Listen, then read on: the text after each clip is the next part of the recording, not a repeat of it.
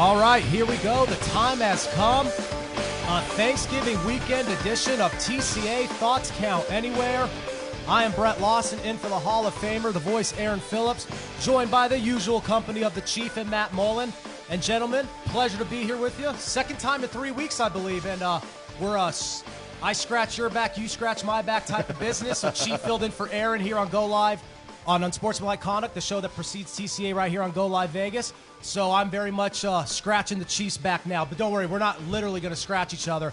We're just helping out in the hosting positions. And it's always a privilege when I get to be here hosting the show with you gentlemen. 2 hours of professional wrestling talk, plenty of opinions and analysis, and there is a lot to discuss today. And we talked about it before, like right before we came on air. Yeah. It's always great when you get to do a show where the headlines and the topical conversation is very much driven on an event. You know, it's cool when you could go through the dirt sheets and you go through the rumor cycle, but when you have stuff to where you could really chew over that's based off of something that you just saw on a pay-per-view or on a TV episode or something that's coming up in the near future, it makes it a little more exciting. That's what we kind of have here for this edition of the show. Oh, yeah, I'm looking forward to it. Yeah. We're going around the curve. We're coming down the home stretch now. Oh, absolutely. You got a story for us this week, I brother? love it. He's doing my job for me because that's exactly where I was going to go first. And I think Matt has a juicy one based off of what he alluded to I walking got a in. juicier one than what I walked in for. Oh, my. That's a tease. Yesterday I was working at Heart Attack, and they were like, hey, there's a couple like over by the back door doing something weird. And there was like this guy sucking on some bum's titty. And I was like, dude, what the hell are you doing? Get out of here. He's like, what, man? I can't finish. And I was like, go in the damn alley or something. I don't know what to tell you. And pray Metro don't show up. Pray. Oh, they ran off and went to go get STDs somewhere else. There you go. Downtown Las Vegas on a Friday night. Even the Thanksgiving weekend, it doesn't get any more wholesome just because it's a holiday out in these I parts. guess they couldn't get a turkey breast, so they had to settle for something else. What happens in Vegas stays in Vegas, brother. That's solid. That's solid. So was it froze or soft? Yeah, right. White meat or dark meat? It was some wrinkly white meat. Remember to always baste your bird, ladies and gentlemen. You know, Wrap your leg.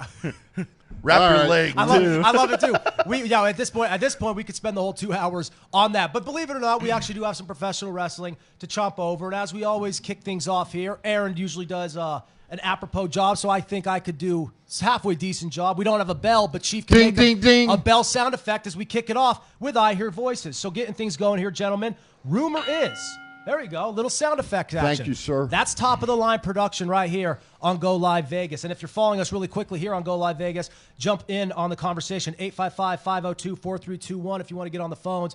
And, of course, on the chat room on Facebook, Aaron Phillips coming in from Norfolk, Virginia, saying hi. Who else? Shant, good morning, Shant. Yeah, how you doing today, brother? Yeah, Shant, morning from Arizona. And we also got something else from Aaron Phillips literally just a minute ago with an OMG. I already know what he's referencing, as everyone else does. So good to know that we're entertaining Aaron all the way out from Virginia. And, of course, good morning to the friend, longtime friend of the show, Thomas Brunette. Thank you, as always, for tuning in, Thomas. One half of the Bru Brothers. Yes, sir. And, of course, the Chiefs Rant, sponsored by the Bru Brothers, will be coming up later today, so we're excited for that. So stay put here, right here on Go Live Vegas. So I Hear Voices, kicking it off. Rumor is WWE, guys, is going to use Doudrop in the role they initially planned for Nia Jax before she was released.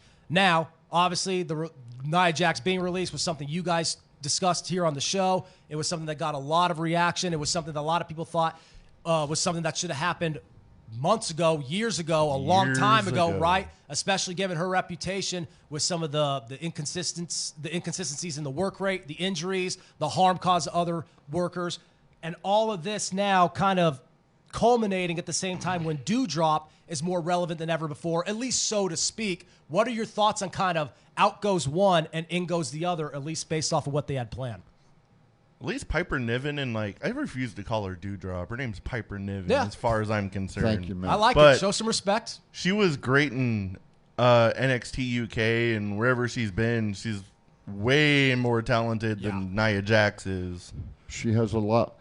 She's able to have a lot more moves in the ring than Nia. She's entertaining. That's for damn sure. She can take a bump. I think, I'm very happy.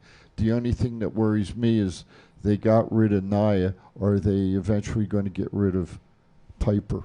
Right. And I That's love what I and I worry love about. the fact that you guys both clarify that one is substantially better than the other. And that's so unfortunate how in professional wrestling, and we do it in sports, we do it in anything, sometimes when we see something that looks similar to one thing, we often automatically like to classify it in that same category. We kind of just lump them together, even if they're completely different. Doudrop, as a worker, and I'm just saying this for the sake of, the WWE aspect, but she is a far better worker, far better in-ring psychologist, and just a ring general than Nia Jax could ever be. So using her in that role, I guess I can't say I'm shocked, but at the same time, it is a little bit, I guess you could say it's flippant. It's a little bit lazy just to think that she could play the same type of part when in reality, she's a much better in-ring talent. If she wasn't qualified, they would have never brought her over from NXT Right. UK. She wouldn't even be here as it asked her is. to come over from NXT UK to,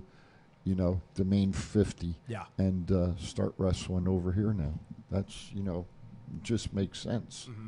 So Krista says hi from Detroit. Hi, Krista. Thank you for tuning in. And again, 855-502-4321 outside the states, inside the states, 702-329-6947 is the dial. So we love to hear your thoughts on anything in the rumor mill and, of course, anything we have seen in the world of professional wrestling the past couple of weeks. We're really mainly just this week in general because there's so much to discuss just on an event-oriented basis, and we will get to that later in the show. But keeping it with the rumors here, rumor is the next AEW pay-per-view, which is entitled Revolution, will likely be held on March 6th from the Amway Arena in Orlando. Obviously, this is something that's going to create a lot of buzz because it's AEW at this point. They could put anything out there, and it's going to get traction. But one thing I really like to compare AEW and WWE is the crowd based off of location. Because in WWE, the longest time, a storyline was it's almost like was this a running narrative of its own that the crowd would become a part of the show based off of where you are. AEW as a fan base is kind of, I guess, not as jaded based off of the recency. So I often don't look at the individual city as much of a do or die in terms of how that crowd is going to receive the talent. Of course, when in smart crowds like Chicago, we're obviously going to have a Punk contingent. Anything in the Northeast, anything international, that's always going to be big. But I'm curious to see how an Orlando crowd, because Orlando crowds traditionally aren't necessarily great for professional wrestling compared to some of those others. True. I'm curious to see how they would be for an AEW event, Chief, compared to a WWE event, because even though the crowd and the wrestling culture, I guess you could say, may be the same, the product you're seeing in the venue and on TV is not the same. I think a lot of the fans with AEW, no matter where the show's at, they're showing up. That's what I believe too. Okay, Yeah. and what's the place in Jacksonville that they were holding? Daly's Place. Daly's Place. That was always packed. So they're just moving down the road from Jacksonville to Orlando. It's about an hour and 15-minute drive. I think the fans are going to show, But I'm going to throw this one out at you. AEW, when are you going to give the fans in Vegas their damn show that you owe us?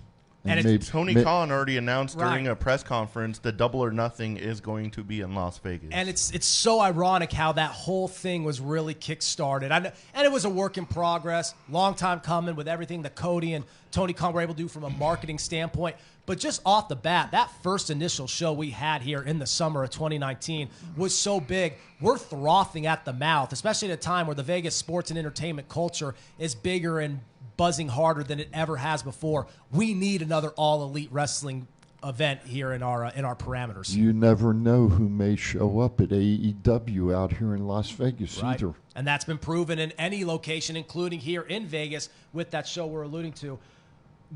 Keeping on the rumor mill here for I Hear Voices, Andrade and Charlotte. Okay, so this is interesting to me. They might have broken up. Andrade and Charlotte. Andrade and Charlotte. And when I found this out, because I got the notification of this earlier in the week, and I actually had to read over the story a couple of times. So Andrade and Charlotte, how long have they been together? About 4 years now. I believe 2018 is when they started. Somewhere around there, yeah. Right when Andrade first got moved up from NXT onto the main roster. So the rumor on the circuit is they might have broken up as they have unfollowed each other on social media. And the reason why I say I looked at this with a a heavy eye earlier in the week is because this is such some millennial bullshit type stuff where we're looking at social media to basically reflect on how people are living their day-to-day lives. Most situations with celebrities, you're not going to care unless you're like an entertainment industry type blogger. It's interesting with professional wrestling, though, because Andrade and Charlotte kind of came out of the blue, and we're at a period now where professional wrestlers are with each other left and right just off the law of proximity. What are your thoughts on just the overall dynamic between them? Because they were kind of the power couple, at least until Becky and Seth kind of really became the power couple in a way. What are your thoughts on Andrade and Charlotte and their maybe not breakup? I just find it weird that like somebody's actually out on social media trying to figure out who's following and unfollowing each other and when it happens. Yeah. I know I got a lot of time to look up news stories, but I'm not looking up somebody with like 100,000 followers every day and be like, is Andrade still on there? I wonder. You know, it takes a lot of effort. Here's the funny thing. Excuse me. For the true wrestling fan, we've always been taught that when you see a wrestler in a restaurant or wherever, you know, it's their private life. You don't mess with it.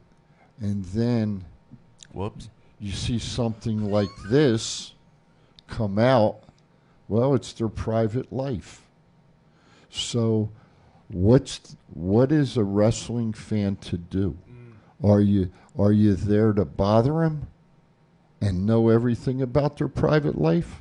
Or are you there to leave them alone and let them live their private life?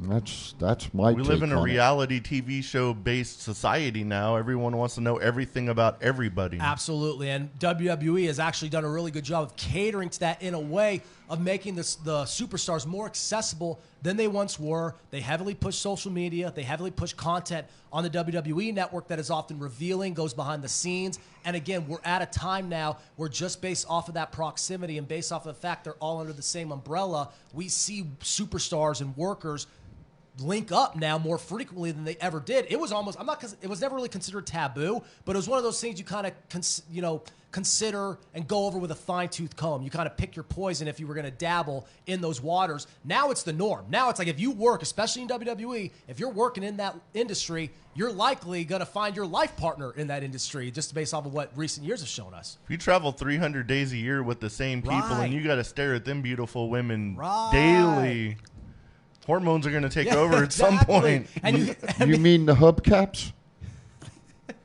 And the workers. Yeah, exactly, for lack of a better word. And I got to get Eva Marie on this show somehow. Absolutely. I can't wait. That's my girl. How would Aaron like that? And again, Aaron's in the chat room as all. Aaron can stay in Virginia. As is the rest of the TCA. As is the rest of the TCA until we get faithful. hubcap on. And the TCA faithful Thomas Brunette mentioning we have no AEW until May with a crying emoji. Understandable. It sucks when you have a promotion that kind of consistently delivers and then there's a gap in the event scheduling, if you will. He also says, I thought I saw Charlotte wearing her ring last night. So there you go. Another great observation. He may not be cycling through the social media followers on Twitter and Instagram and etc., but that's a good observation by Thomas. Look at that ring because the ring often tells all on the hand. You know, I want to flip something for a minute. I want to shout out to Impact Wrestling. Thank you for allowing us to be part of it. It was outstanding. And come back soon. There you go. Well said. And that actually segues us in perfect position for our first break as Aaron gets ready to send us to that. Really quick, Garth Wall in the chat room. Good morning, gentlemen. Friend of the show, Garth, obviously, and I'm sure Garth is equally as thankful to Impact Wrestling, especially given some of the pictures that Garth shared on social media. He, the man knows how to capture a moment, no doubt about it. Chief, you got something before we go to break? That's my brother, man. Oh, love it. That is my brother. Absolutely I'll awesome. see you tonight, Garth. Yeah, and those guys at City Sublimation are just do outstanding stuff, and they're an absolute joy to follow on Twitter, both anything related to professional wrestling and outside of it. You need a car? Go see Garth. And there you go. Great plug there from the Chief. So keep it posted here, right here on Go Live Vegas. Plenty more to discuss here on Thoughts Count Anywhere. It's Brett and for Aaron with Matt Mullen and the Chief. Keep it posted. We'll be back in just a second. If inspiration is the beginning, where does it lead? Experience the 2021 Mazda 3 sedan and see where inspiration can take you.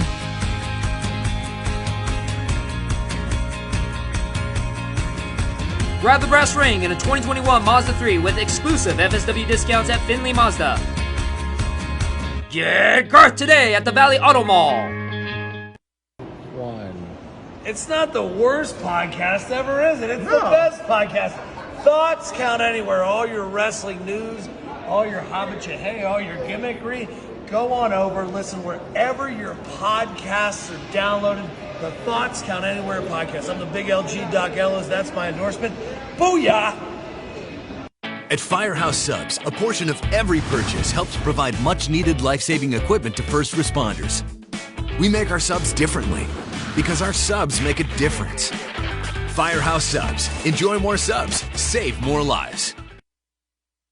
City Sublimation is an all-in-one design and manufacturing shop making everything here in Las Vegas. Most companies have everything made overseas. We do not and can do all the work in 2 weeks or less. From the court to the field, we have all types of sports uniforms for your liking, but if you are looking for something else, we also make memorial shirts, birthday shirts, and fan gear for your kids' teams. Send us an email at sales@sincitysublimation.com, and if you mention Thoughts Count Anywhere, we will take $5 off each shirt with a minimum of 12 purchased. A pro wrestler-owned business, we are known for reasonable pricing with a fast turnaround, all made in the USA. For more information, go to sincitysublimation.com for more.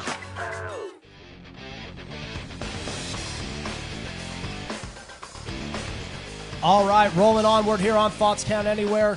We are live, Go Live Vegas on all our platforms, on the app, on all our social media channels. Jump on the chat room, jump in to join on the conversation. We want to hear you on the phones as well. I've been lucky enough every time I filled on the show that we have gotten a caller, so we hope to get another one. 855-502-4321. So again, we'd love to hear from you. And the chat room continues to blow up as it always does on a weekly basis. Garth Wall said during the break, Drake versus Vandergriff is set up to be the match of the year. So, full stop. So very hyped across the Vegas wrestling community, across the wrestling community at large. Hype for everything going on here. And it's so cool now that we have something that Vegas, you guys talk about all the time on this show, has a strong local wrestling contingent. Shout out tonight, FSW. Exactly. At the, I can't think of the damn name of the place they're going to have the show at tonight. Well, either way, we could get that detail in a second. But I think it just goes to show at both the local and national level, Vegas is starting to heat up. WWE is going to start eyeing that many more shows here. We're talking about AEW with Allegiant. We're hoping that AEW makes its return, or at least is here more frequently. And, of course, everything with Impact. So whether you look at the local promotions or the national promotions, Vegas certainly has a spot here. And that's why it's so cool to, see this show, Sin City Sublimation. It's kind of a congregation of the Vegas wrestling faithful that really are also palatable to a larger audience across the national board. And speaking of a larger audience, Survivor Series. Chief, you got something really quick? Diversion Amusement tonight, 7 o'clock, FSW, 4 cage matches. It's going to be a hell of a show. There you go. And that is how you get back onto and do the And I do have something else. That's how you come full circle. Survivor Series, I did not watch it. It's still on Peacock, so He's going to be short of an opinion on that one. Yeah. Well, either way, we will chew over Real some of those. short. We'll chew over some of those results at a rapid-fire pace now. If you watched it, again, share your thoughts, share your opinions in the chat room or on the phone lines, 855-502-4321, 702-329-6947 in the States. So, Shinsuke going over against Damian Priest by way of disqualification. Now, anytime you have something like that, whether it be a DQ, a dusty finish, a schmoz, it gets a little hairy, and it makes people really just that much more amped up for what's to come. What did you think, though, just initially while watching? Because did you watch the show live, Matt? No, I was at Impact. I watched it like the day after. That makes sense. Yeah, makes sense. So did I. I wasn't at Impact, but I didn't catch the show live. I watched it the day after as well because I was doing something that evening related to the NFL. But what were your just thoughts initially on the booking decision of Shinsuke going over via DQ? I thought there were going to be a lot more DQs in this. Oh, like in the card? Like in the card in general. Just across the board, right. Did Damian do something to where he got himself disqualified? Or was this is like the one match I didn't see. Outside interference or something? And Garth Wall says, watching Survivor Series is a great way to lose 3 hours of your life that you will never get back. So clearly... it was that brutal, Exactly. Huh? So again, Impact in the eyes of many was the alternative, and not just because you were here locally. A lot of people probably believed that was just a superior product given the card and given what was going down that evening. And that says a lot in my opinion. Well, I talked to a lot of the people that... fans that went to Impact, they weren't from Vegas. They drove in. They traveled. They drove in. They flew in. And that's awesome. Yeah, so That's big. that says something. It does. And that's monumental when you have that type of traction and that type of drawing ability. It's like Turning Point was sold out Saturday. Mm-hmm. I thought the attendance was really going to be hurt Sunday because of Survivor Series, and they had to shut the door before the show even started and be like, it's sold out. We can't let no more people in. They didn't have.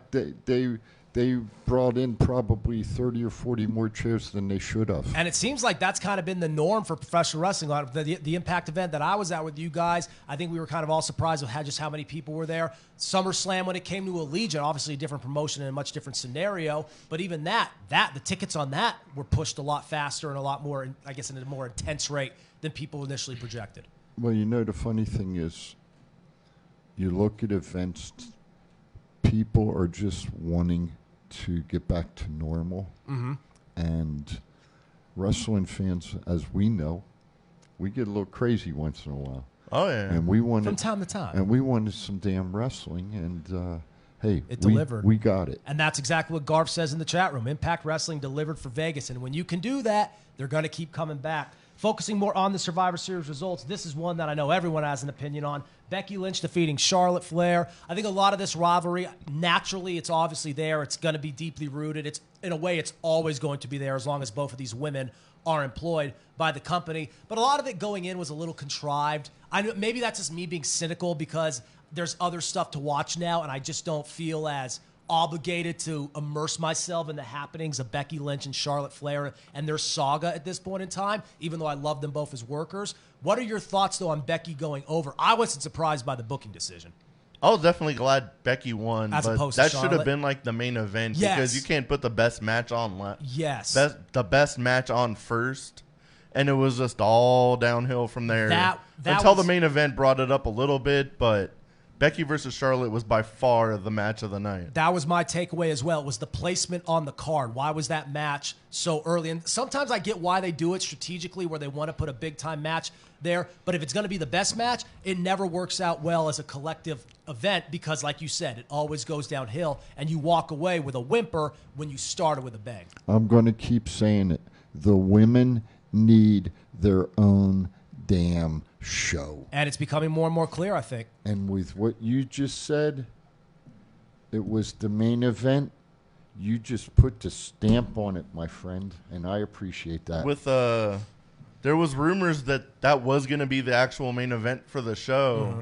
So I was like, there's no way The Rock's coming back now. But when they announced that when I heard like Becky's music hit first, I was like, ooh, that means Roman versus Big E's the main event. It's going to close. Maybe it's going to happen. Right. But no. It was just one of the two and I did not watch it, but looking at our run sheet, it was either Becky and Charlotte or Roman and Big E. That's one of the two should have been the main event. I agree with you.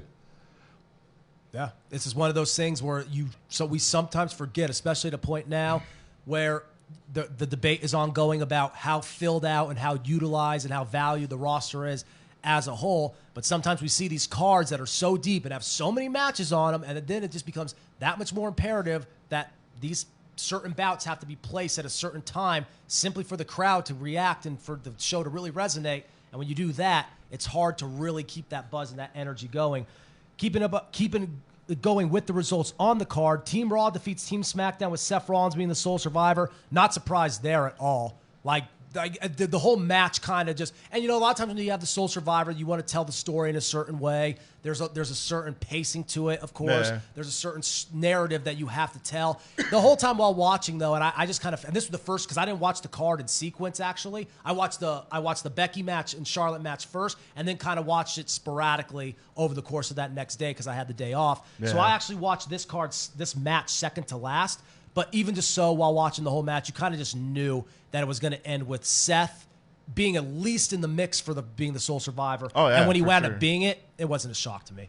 True. Yeah. I would once the match started, you can just kind of tell Right. Seth was gonna either be one of the last two or And the very last And it's one. always that way with like Royal Rumbles too. It always just seems there's sometimes, and a lot of it's based on what they do in the episodes leading up, how they look in the go home show, what their stock is, if it's a Royal Rumble for WrestleMania, if it's Survivor Series, what their stock would be for heading into the WrestleMania season, or at least the beginning of next year. So sometimes you get a little bit of like a tease or a little bit of a sneak peek, and sometimes you kind of just wing it. This was one of those instances where just off the flow of the match, like you just said, Matt, I thought Seth was going to be the sole survivor. You have something to share, Chief? No. Kind of expecting him to beat Big E at some point, too. Well, right, exactly. Oh, that got a finger. I'm going to talk about that one. That got an index finger. I'm going to talk about that one. Big E, do we want to go to it now? Let's do it. All right. Roman and Big E. Roman beat Big E.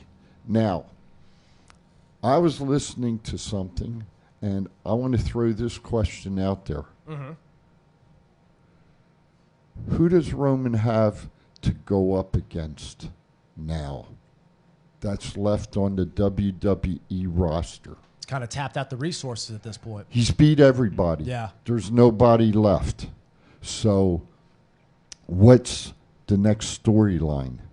Right. Or does Roman go to pasture? It's crazy Because to think I'm we're being- asking that here well, with 2022 on the outlook. There's no, The horizon. is it going to be, okay, last night we watched, or I watched, and I guess Brock's coming back next week. Okay, is that going to be the next storyline again for how many times now? He's beat everybody. There's nobody left. WWE has played all their trump cards unless there is somebody that we, the wrestling folk, do not know about that's going to come over possibly and challenge Roman. Because other than The Rock, he's beat everybody. Well, before we go to break and take our second break of the show, because this is already flying by with so much to chomp over here, Thomas Brunette says Sami Zayn is the #1 contender for the Universal Championship. Mike Halverson says Roman is not The Rock, Roman is not Stone Cold, and Roman is not Hogan. So there you go. That kind of Thank you, screams. Mike. I appreciate it. And to Thomas Burnett, if they're going to book Sami and Roman, in your right mind, do you think Sami Zayn can beat Roman Reigns? Hell no. Could you imagine the look on people's faces if he if it freaking happened. Haluva kicked him and beat him? Right, exactly. And that's the point at hand here. So the question is, and I'm going to just pose it out there again, and Mike, I appreciate your comments, and they're right on the money. Who the hell does WWE have on their roster? And look at their roster. Go down their roster. Who do they have that can beat, or who Roman has beat already? Okay, there isn't anybody. You gonna put Damian Priest? You gonna put Drew McIntyre? Nah, I don't think so. Those storylines have gone. Been there, done that. Okay, are they going to bring Randy Orton back in? I don't think so. I just think Vince, and I hate to say this, I think Vince has got a player, okay, somewhere that they're not letting out. They're keeping tight-lipped on so that it stays within a few people, and they've got somebody, but they're not letting it out, and we don't know. Thomas Brunette says Brock is going to beat Roman, and for those of you tuning in, as Chief just alluded to, there could be something in the works here to where the next big-time opponent for Roman Reigns is someone who's currently not signed with the promotion. So that's going to be something to track here in the next few months. Or is currently signed, but we're not realizing it. Could you imagine the ultimate push for somebody if Roman stays undefeated for like 2 years and Gable Stevenson walks in and just beats Roman and like squashes him or something? Right. Exactly. And it's like you bring an Olympic gold medalist, someone who has a lot of charisma and a whole lot of natural ability, who's already kind of being plugged by the company at large. That's definitely a name to bring up. So it does warrant the discussion. So It is that time, gentlemen. Here we are, 9:30. We actually aren't going to go to our first break. We're going to go instead to the Chiefs Rant, which is sponsored by the Bru Brothers every Sunday at 2 p.m. on Top Rope Collectibles Facebook page. Search Top Rope Collectibles in the search bar on Facebook to find it. The Bru Brothers every Sunday at 2 p.m. as they bring you the Chiefs Rant. It is now time for just that.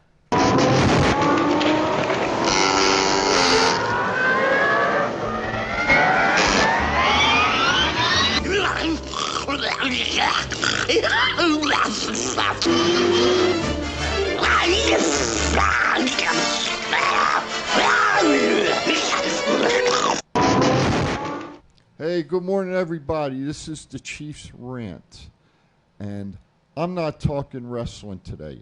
I'm going to talk college football.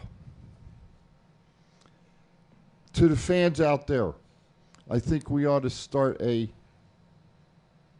all-out attack on the selection committee to get Cincinnati in to play for the national championship. When you have a team right now, other than Georgia, undefeated, and let's face it, there's probably still questions out there about, are they going to get in as a top four? Well, the only other undefeated team is Georgia, and Georgia's at the top. Okay, so my prediction is Cincinnati's going to get in, and we need to go to an 8-team playoff. And I don't care if you agree with me or you don't agree with me. This is the Chiefs Rant, so I can say whatever the hell I want, and nobody can say anything. And if you want to, say it to my face, because I am the chief. That's the Chiefs Rant today, over and out. I love it. Absolutely. I could just see Chief walking down the street saying, you don't want Cincinnati not in the playoff? Come say it to my face if you have a problem with it. And Chief had many opinions on that regarding the whole college football playoff committee. We get closer and closer with Rivalry Week today. We discussed it on our show here before TCA came on the air on Unsportsmanlike Conduct with Chief filling in for Aaron. And Michigan's up over Ohio State 7-0. As of right now, early in the first quarter, Michigan, believe it or not, the Wolverines have a lead 7-0. So that will be definitely something to track here moving forward. But plenty more to get to right here on TCA. So stick around. It's Brett in for Aaron. We got the Chief. We got Matt Mullen, and we got plenty more to talk here in the world of the Squared Circle. So stay put. We'll be back with more here on Go Live Vegas. It's not the worst podcast ever, is it? It's the best podcast. Thoughts count anywhere. All your wrestling news, all your hobbit, all your gimmickry. Go on over, listen wherever your podcasts are downloaded. The Thoughts Count Anywhere podcast. I'm the big LG Doc Ellis. That's my endorsement. Booyah! Sin City Sublimation is an all-in-one design and manufacturing shop making everything here in Las Vegas. Most companies have everything made overseas. We do not and can do all the work in 2 weeks or less. From the court to the field, we have all types of sports uniforms for your liking, but if you are looking for something else, we also make memorial shirts, birthday shirts, and fan gear for your kids' teams. Send us an email at sales@sincitysublimation.com, and if you mention Thoughts Count Anywhere, we will take $5 off each shirt with a minimum of 12 purchased. A pro wrestler-owned business, we are known for reasonable pricing with a fast turnaround, all made in the USA. For more information, go to sincitysublimation.com for more. If you order Firehouse Subs online or with our app, we'll have those delicious, melty subs boxed, bagged, and ready to pick up with rapid rescue to go. Firehouse Subs. Enjoy more subs. Save more lives. This is John Cena. I just wanted to send you a congratulations on your podcast. Thoughts count anywhere. Because indeed they do. Thoughts are important. I mean, what would we do without them? And how can they not count anywhere? Is there a place that thoughts don't count? I can't think of one. Well, I just wanted to say thank you very much, congratulations, and good luck on the podcast. Thoughts count anywhere, because they do.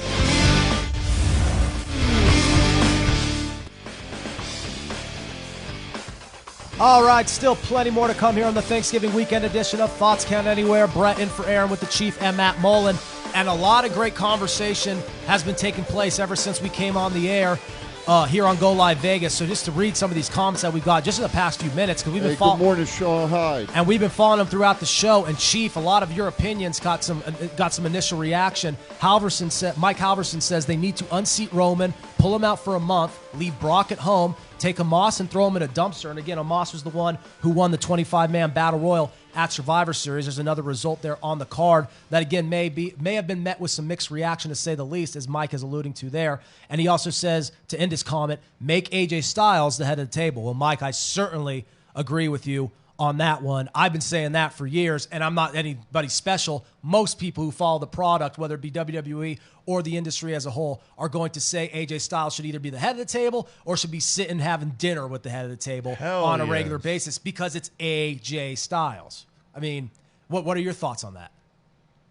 Omos is like a up-and-comer, but it's so annoying that he's like stuck in this tag team when he damn near should be in like the WWE or Universal title picture at almost all times. He's like misdirected at this point.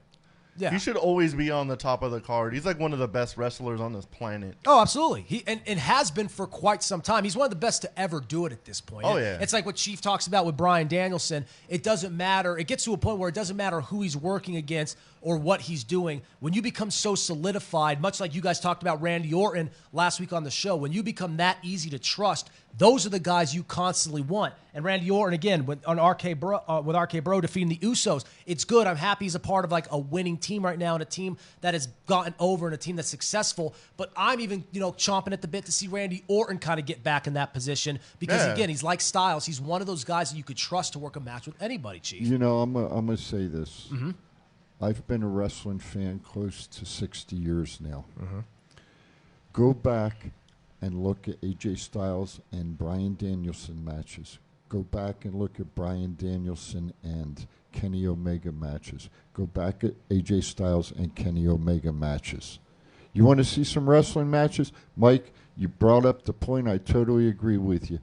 AJ could be the head of the table, and probably should be right now. And Thomas Brunette agrees. He says AJ should always be near the top of the card, and I think everyone here at this set would agree with that. Sean Hyde, who said good morning just a moment ago, he's sharing his take in the chat room. He says the times of Hogan, The Rock, and Stone Cold are gone. WWE itself has said no one is bigger than the product at large. Roman is the best he has ever been in his career, and WWE has no one that they have built or as currently as big of a star as Roman is. Brock is a star, but the fans don't believe that he is going to stick around to be the guy. There's a lot of truth to that. So Brock may, in a way, be a bigger force, but he's not as you can't trust it. He's not as consistent. Roman is the biggest option you have, who's there every week. Could you pass out the phone number, please? Oh, absolutely. I just put it on there. You got it. 702-329-6947. And Chief, way to do my job for me. I appreciate that reminder. If you're calling in the States, that is the line to punch in, 702-329-6947, 855-502-4321. If you're following us on any of our video platforms, you'll see it on the screen. But if you're listening on the Go Live Vegas app, there you have it. Again, we would love to hear from you. If you can't get in the chat room, let's hear your voice and jump on the phone line. I brought up during the commercials, one person that WWE hasn't used is Walter. Yep. And you were adamant about that in the commercial. Okay. Walter might be a good, viable opponent for Roman Reigns, possibly. I don't know. We don't know what the hell WWE's creative's thinking or what Vince is thinking, but Walter came over to NXT a couple times, and that was it. He went back to UK. They said he's more open to move to the United States to go on the main roster, so we got a phone call. Right. Is this Mike Halverson? He's ringing in now because, again, we're going to fall in the chat room. He seemed very eager to join in on the conversation. Do we have him on now? So if this is Mr. Halverson or whoever it is, let us know who you are, where you're calling from, and what do you want to talk about? It's Mr. Halverson, heavy on the mister. Hey, Big Mike, what's up, brother? Hey, so you guys got me all fired up, sitting here listening to you guys talk about all the new stuff. Damn, then we're doing our job. 20 years ago, I wrestled on a card with the American Dragon, Bryan Danielson, and Brian Kendrick. And it was in front of WWE scouts. This was probably 1999, 2000. Okay. And the rest of us stood in the back watching on a little TV that we had. and they absolutely tore the house down with 12 people in it. Those guys are the wrestlers. Roman Reigns is manufactured. He's like a boy band.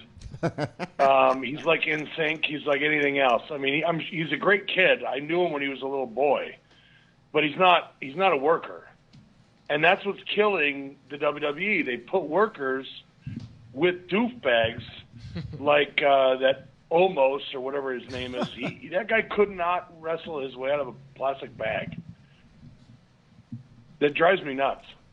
No, listen, you're right on the money, okay?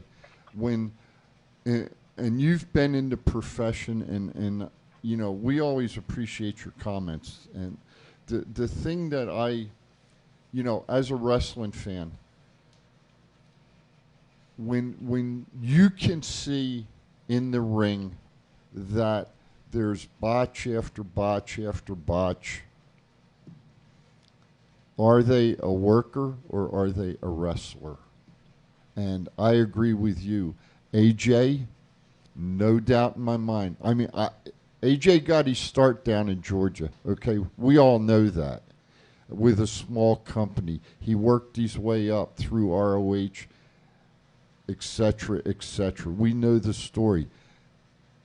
I'll tell you what I'd like to see. I'd like to see AJ and Randy Orton in a real wrestling match. Absolutely. Your thoughts, Yeah, Mike? I mean, the problem with the WWE product right now is that it's overproduced. The people don't understand behind the scenes. They don't understand what the wrestling fan is looking for today. They did back when Hogan in the 80s. He was bigger than life. He had real charisma. He could tell a story. Stone Cold did the same thing. The Rock did the same thing. Now we have, I'm sorry, but Seth Rollins is not it for me. You know, if the guy isn't bigger than me, I really don't even care to watch him wrestle. And you got guys that are bigger than me, like Bobby Lashley or Drew McIntyre, and they look like they're stand-ins to me. They don't scare anybody. They don't actually make anybody think that these guys are real people. They're produced. Everything is so over the top. I mean, Drew comes to the ring with a sword. It looks stupid. He's not Conan the Barbarian. He doesn't, I mean, he does all this other shit, and none of it works. And then you got guys like Cesaro, Sami Zayn, Kevin Owens, AJ Styles. I mean, all of these guys can wrestle, they can all work, and they can all actually make money for the company, and they don't push them, and it's stupid. They're killing the product. I mean, AEW is showing everybody that a guy like Kingston, who is a fat old man like myself, can still make money for a company, whereas you got Drew McIntyre, who's 6'8", who looks like a giant doof and still wrestles like one. It drives me nuts. And it just goes to show, like, the ongoing debate, as Thomas Brunette says right here in the chat room, if we want wrestling, we have to watch AEW and Impact. WWE is going to give us sports entertainment. And a lot of people think that's something that's beaten to death, but it remains true. Because it's Mike just alluded to it there. You see certain guys, they may be incredible athletes. They may look like they were chiseled out of stone. It doesn't make them a worker. Where other guys, they may not have that image, but what story are they telling in the ring? That's what defines them as a worker. Yeah, it seems like most of the people WWE really wants to push are the people that they made, like the Romans, the people out of the Performance Center. Yeah, exactly. The people that already had, like, their names, like, under their brand, like, made a name for themselves in the indies. It's like they have a glass ceiling in WWE. Right. That's really hard to get out of. AJ did it for a little while, but he was the anomaly. That's what makes what AJ did so special, and he did it with skipping the whole NXT stage. Yeah, he's like the only person I think to ever do that. Yep. I think the two best workers on WWE right now. It is also really upsetting that whenever they get somebody that actually can work outside the ring, outside of the WWE, they bring them in, they change their name, they change everything about them, and they kill them. Yeah. There was that one young girl that was here in Vegas.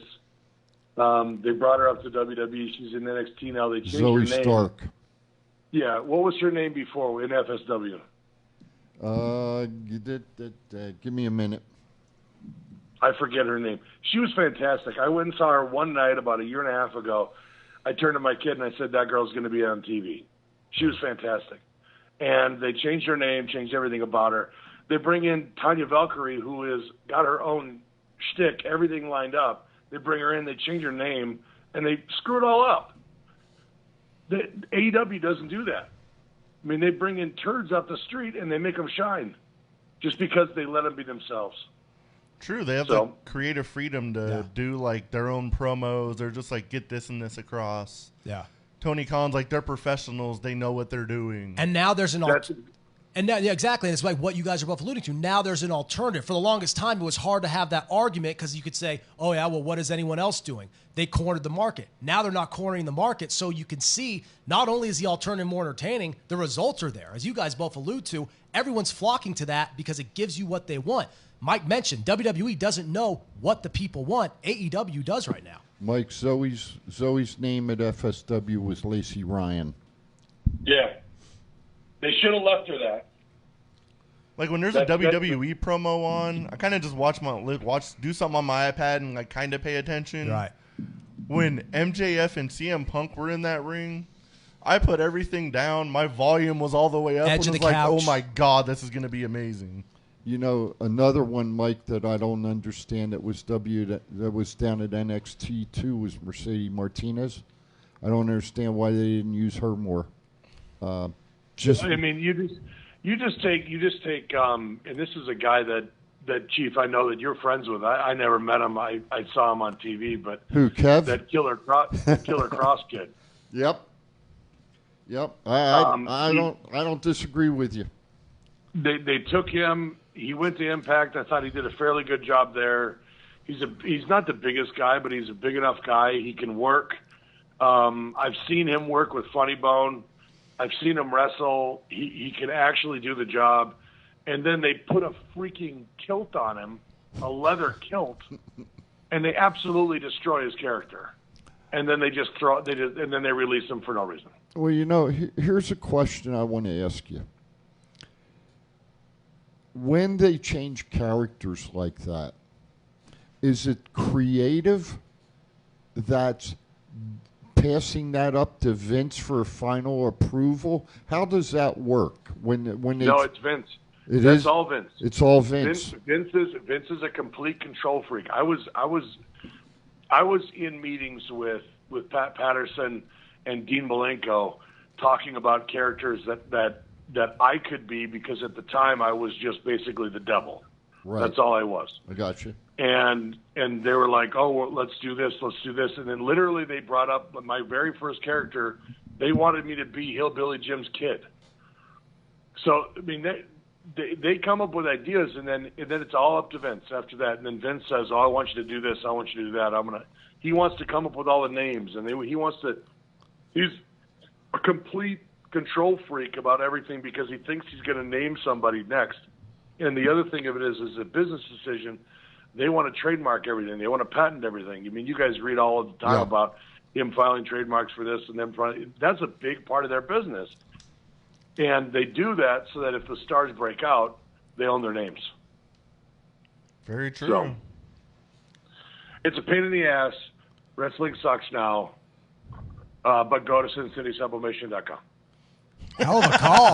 There you go. And I love it. You ended with a plug. The not-so-shameless plug. I love it. Well done, Mr. Halverson. Hey, I'm glad. You know what, Mike? I'm glad I got you fired up, and I'm glad you called in. And, we had a good creative discussion, and, that's what it's about. It makes me just a little bit want to wrestle again, just a little bit.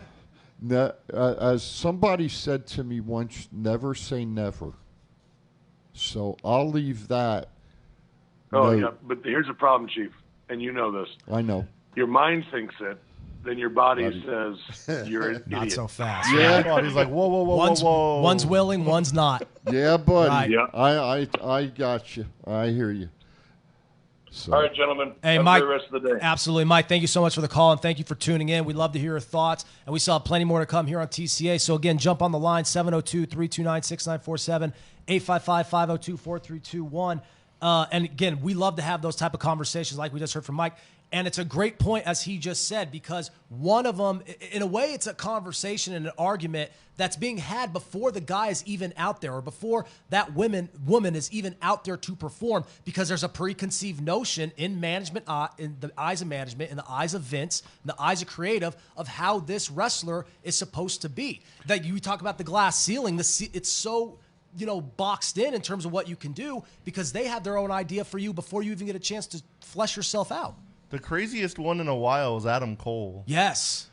Like, that dude was like the face of NXT for 2 years. He put was on the like a greatest god. matches. Was like a god in NXT. And they were like, oh, we want to call you up. You got to shave your head and you're going to make you a manager. Like, what in the actual hell are these people thinking? And it's something we talk about, too, because so much of this is in hindsight. It's like we just discussed with Mike. For the longest time, you didn't have an alternative. You didn't have a counterpunch because there was no alternative programming. There was no promotion who could actually counterpunch. Sean Hyde says in the chat room, CM Punk walked away after fighting this battle year after year, and we are seeing it now. He saw it coming all along. He told us in promos and in interviews, WWE killed his passion. Derek Waldrop II, they butchered Cross on the main roster. Sean Hyde also says they've been killing people for years. Not a surprise. They give people like AJ a chance and then cool them off because they make a quick buck off them, but they didn't really build them. So it's exactly like you said. They want that gratification knowing that this guy is their guy, that this rising superstar, whether it be a man, a woman, it doesn't matter. We have our thumb on the pulse, and because of that, we're going to shape them in our image, and we'll get all the credit when it's all said and done because they're our creation. Well, I've only got 3 words to say. Doomsday is coming. There you go.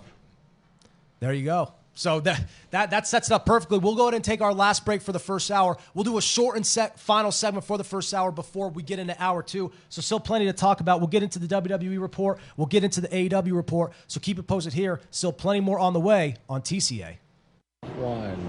It's not the worst podcast ever, is it? It's the best podcast. Thoughts count anywhere. All your wrestling news, all your hobbit, all your gimmickry. Go on over, listen wherever your podcasts are downloaded. The Thoughts Count Anywhere podcast. I'm the big LG Doc Ellis. That's my endorsement. Booyah! At Firehouse Subs, a portion of every purchase helps provide much-needed life-saving equipment to first responders. We make our subs differently because our subs make a difference. Firehouse Subs. Enjoy more subs. Save more lives. If inspiration is the beginning, where does it lead? Experience the 2021 Mazda 3 sedan and see where inspiration can take you.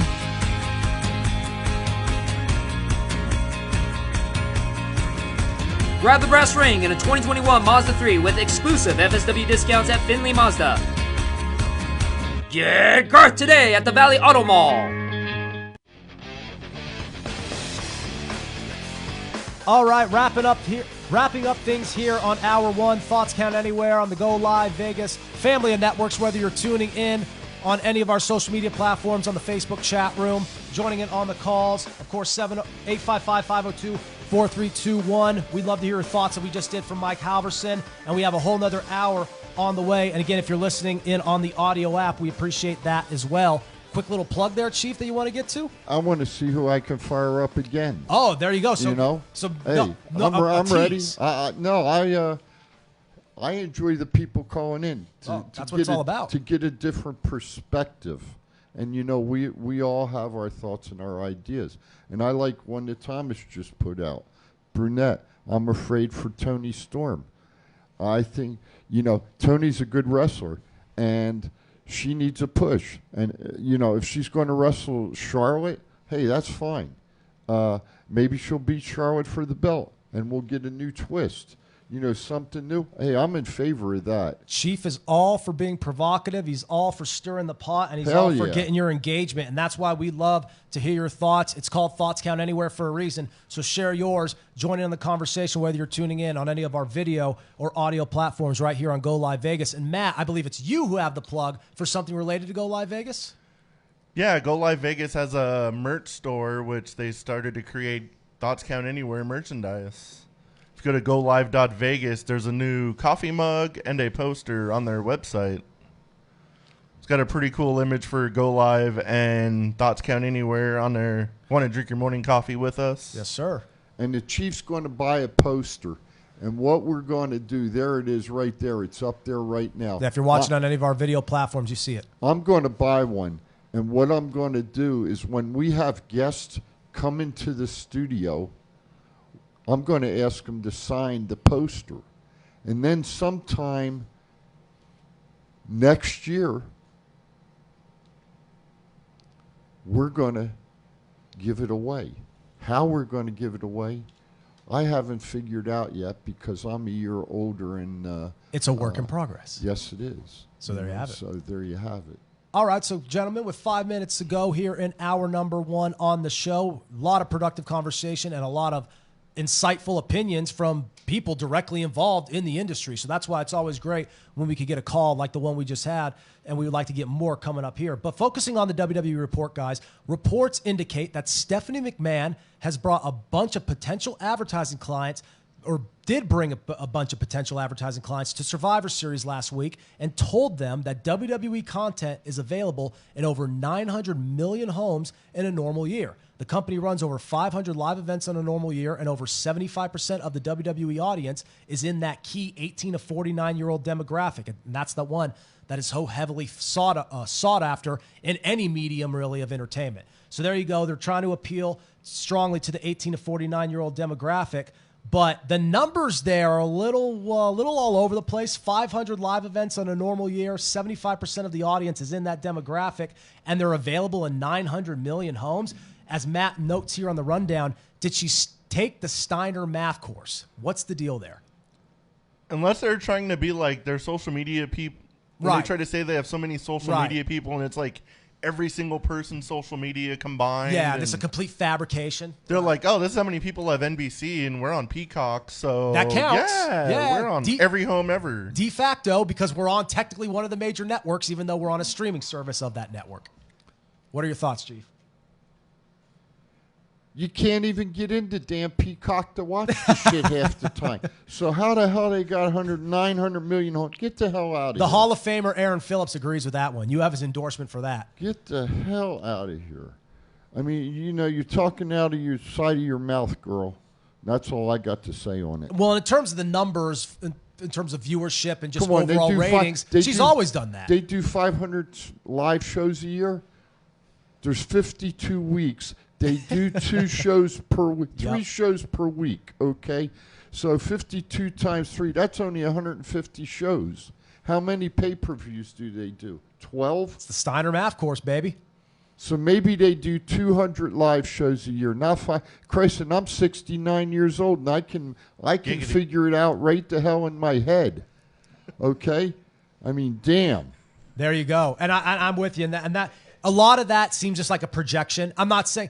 I think a lot of people over-exaggerate how WWE may be concerned in terms of their overall business model. In terms of AEW, they should be concerned in terms of their content model. The business model structurally is going to be fine. That's solidified. Titan Sports, or whatever the hell they call it now, is going to be fine. But in terms of what they're putting on air, that's where a lot of this polarization comes from. So that's why even if these numbers were true, no one would give a rat's ass, because the other company right now that you see on Turner, on TNT, they're putting together the superior television product. Oh, yeah, for sure. So who cares about what your ratings are at that Steph, point? your credibility's going down with me, girl. I'd have loved to have been in that meeting. Damn. Just to hear her say shit like that. Just to play that little meme, like, why the F you lying? Exactly. Hey, can I do something real quick before we go to break? Absolutely, Chief. December the 7th. Firehouse Subs, 5905 Southeastern Avenue, Suite 109.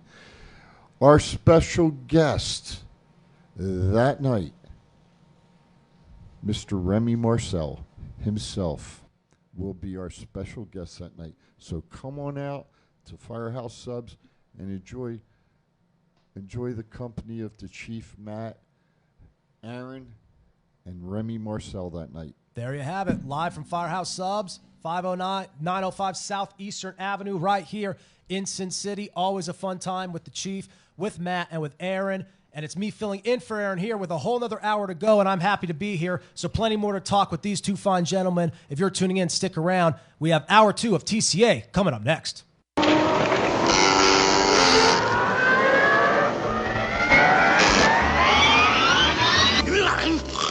One. It's not the worst podcast ever, is it? It's the best podcast. Thoughts count anywhere. All your wrestling news, all your hey, all your gimmickry. Go on over, listen wherever your podcasts are downloaded. The Thoughts Count Anywhere podcast. I'm the big LG Doc Ellis. That's my endorsement. Booyah!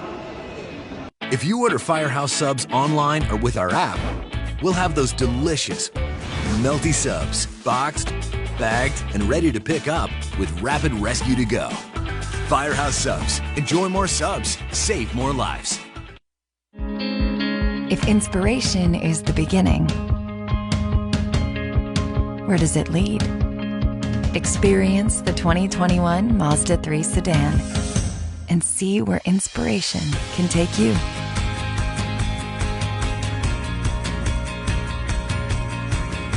Grab the brass ring in a 2021 Mazda 3 with exclusive FSW discounts at Findlay Mazda. Get Garth today at the Valley Auto Mall. City Sublimation is an all-in-one design and manufacturing shop making everything here in Las Vegas. Most companies have everything made overseas. We do not and can do all the work in 2 weeks or less. From the court to the field, we have all types of sports uniforms for your liking, but if you are looking for something else, we also make memorial shirts, birthday shirts, and fan gear for your kids' teams. Send us an email at sales@sincitysublimation.com, and if you mention Thoughts Count Anywhere, we will take $5 off each shirt with a minimum of 12 purchased. A pro wrestler-owned business, we are known for reasonable pricing with a fast turnaround, all made in the USA. For more information, go to sincitysublimation.com for more. This is John Cena. I just wanted to send you a congratulations on your podcast. Thoughts count anywhere. Because indeed they do. Thoughts are important. I mean, what would we do without them? And how can they not count anywhere? Is there a place that thoughts don't count? I can't think of one. Well, I just wanted to say thank you very much, congratulations, and good luck on the podcast. Thoughts count anywhere, because they do.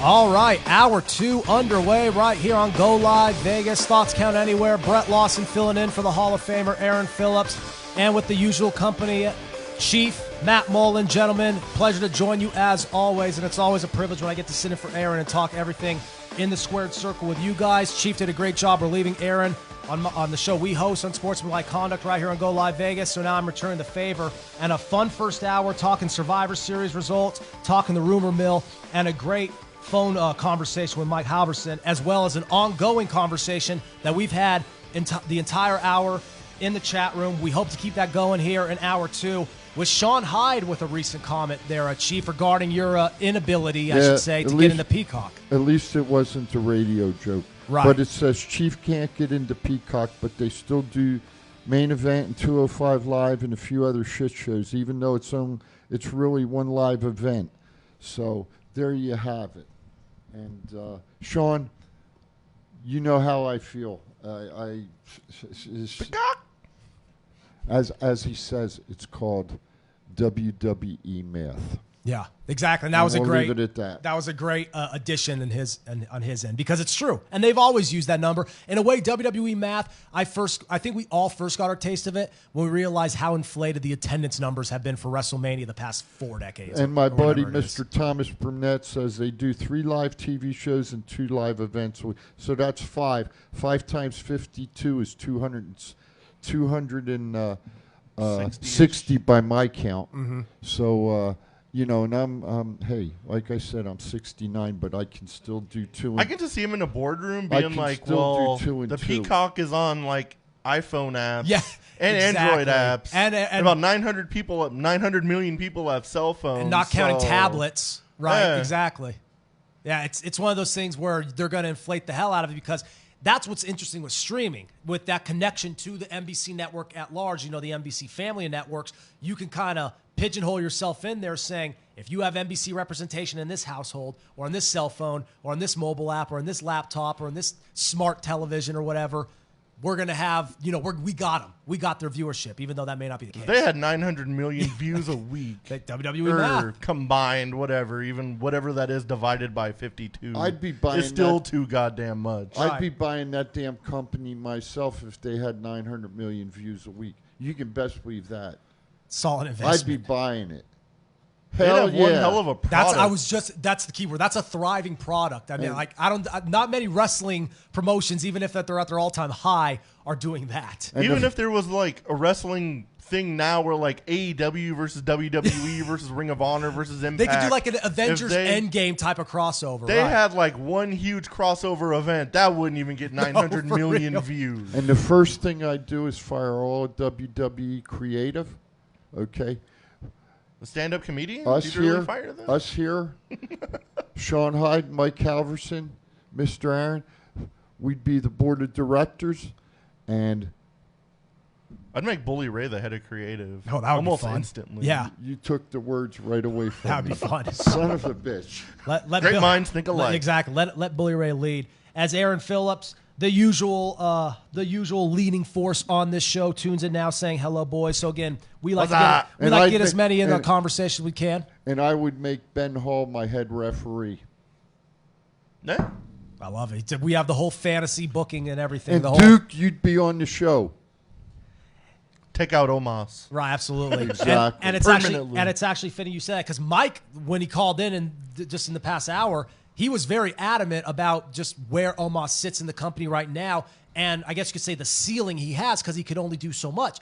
Very conflicting, however, with the opinion of one Mr. Mark Calloway, a.k.a. The Undertaker, who said on the bump that Omos is the closest we will get to another Andre the Giant. So Mike shared his thoughts, clearly doesn't agree.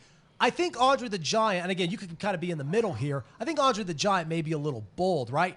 A lot of times we get excited with these newer guys who are, whether they be a freak of nature, whether they be just an amazing athlete, whether they have the look. And a lot of times these older guys who are kind of disgruntled with the current product seem to latch on to one guy thinking, oh, he's going to be the saving grace. We know The Undertaker's thoughts on how the entire landscape of the industry is shaped right now. Do you think maybe he's just a little excited because Omos is finally someone he likes to see? Or do you really think Omos can be Andre the Giant level big, no pun intended? Maybe he sees the potential in him, like through the performance center of stuff we don't see. Right, behind the scenes. Exposure he gets on TV, you can see how green he is. Oh, yeah. And he needs a lot of work before you even consider like how good he might or might not be in the future. And it's so easy to cover up those flaws when you could be an enforcer for the first couple of months of your tenure for AJ Styles. But when your tag team partner is AJ Styles, it's almost not fair to like determine how good his tag team partner is. It's a big asterisk because you're going to be glossed. Your flaws are going to be glossed over by arguably the best professional wrestler in the world today. Omos couldn't carry Andre the Giant's jockstrap. There you go. That's Chief's take on it. All right. Plain and simple. Wow. Okay. But if you're Omos and you're like just getting in the business, imagine getting that kind of compliment from The Undertaker. And that's what's interesting. Whether it's true or not, the fact that that's even said, and like on a public forum, because he went on the bump and said it, the fact that that was even put out there, to me, is almost glaring in itself, even if the opinion is completely off base or if you disagree with it. Well, the fact it was said. The amount of pressure that would put on somebody, but like, I have to live up to what? And it was said from The Undertaker, so he's comparing me to one of the all-time greats, and he himself... From one of the all-time greats. Exactly. Talk about a big plate. Here's the thing, though. When Taker left WWE, Taker said he wasn't going back. Okay, period. Okay. Now, he went into Dallas to do the promos for the show that they were going to have there, WrestleMania coming up. Mm-hmm.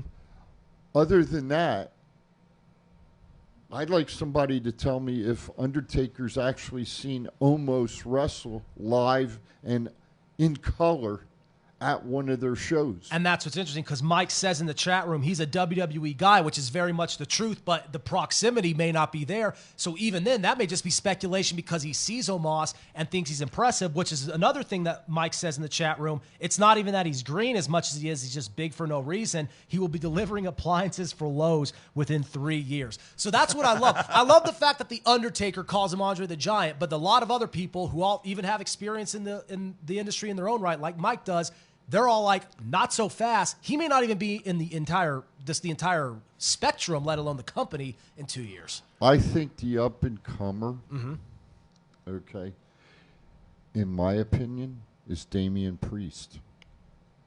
Okay? Damian is a worker. I know for a fact, I know where Damian was trained at and who trained him and how he come up through the business. Okay.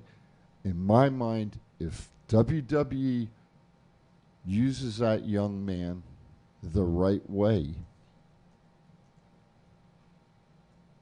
he'll have a good career in WWE. But if they use him as other wrestlers who they've put stupid-ass gimmicks on and sort of let them go by the wayside and release them, well, you know what?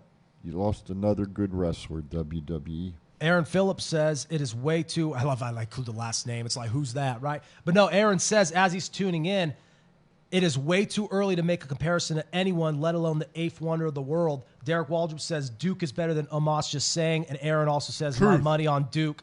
And Sean Hyde, again, very vocal as he has been throughout the entire show. We appreciate the comments, Sean. Sean says Omos has maybe has the size of Andre, but actually may also be bigger than Andre was, but nowhere near the personality, the presence, has absolutely not an inch of it. So that's what it's all going to come back to. It's what Chief just alluded to. It's one of those things where it's ultimately just going to be from the eye test and then the comparison stop there, which that's fair, but there's also been a lot of other tall guys too. I'm gonna give you another comparison. Omos couldn't carry Ernie Lodge's jockstrap.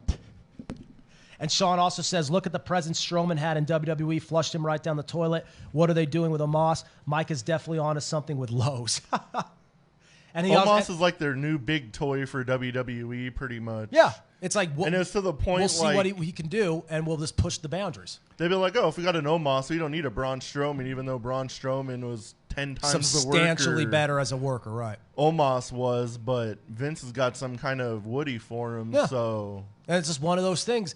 It's we look around wondering who's going to be the next big thing, and it always seems to be the same thing that Vince has liked ever since the 1980s. He does got youth behind him, though, because, like, the Punishment, or Damian Priest and, like, Braun Strowman are pushing 40. Omos is only 27 years old, so he might have a hell of a future in front of him. Depending on how he develops. Whether it's in the ring or if it's throwing refrigerators on his back. Some type of character or working in Lowe's, right? You know, he could, and I agree with you, he could have a good future in wrestling if he has the right people handling him. I met him during SummerSlam week. Like, I thought they were, most of the time they're bullshitting, like, height and weight.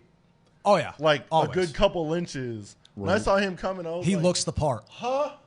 That's real? Jesus Christ. Okay. Yeah, I believe it. He's a big man, but he's super cool to the fans. Because I've seen him live too, but from a spectator seat, never like up close. But I believe he's one of the few guys who actually matches the build, height, and weight.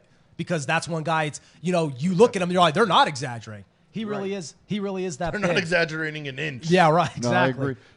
You wanted to bring up another subject you were pretty high on. What's that? It's been a long 24 hours. Seth.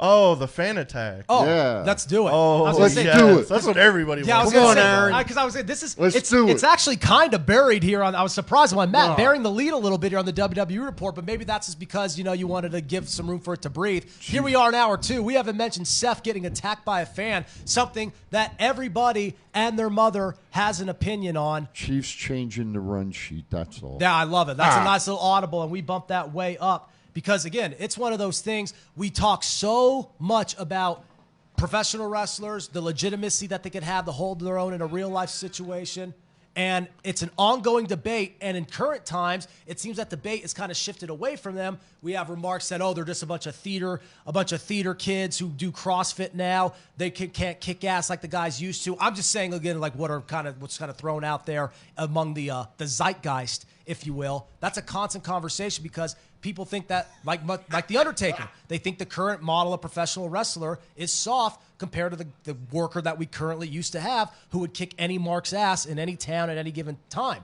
Now, what were your guys' thoughts just on how it happened? Because sometimes you see these things at like house shows and certain live events. When you see it on a TV episode, though, and they have to cut the camera and then fan footage comes out after, it hits a little bit differently, you know? Can we have our I believe our producer? Can we run it so everybody can see it? If we have it queued up, let's throw to it. Please.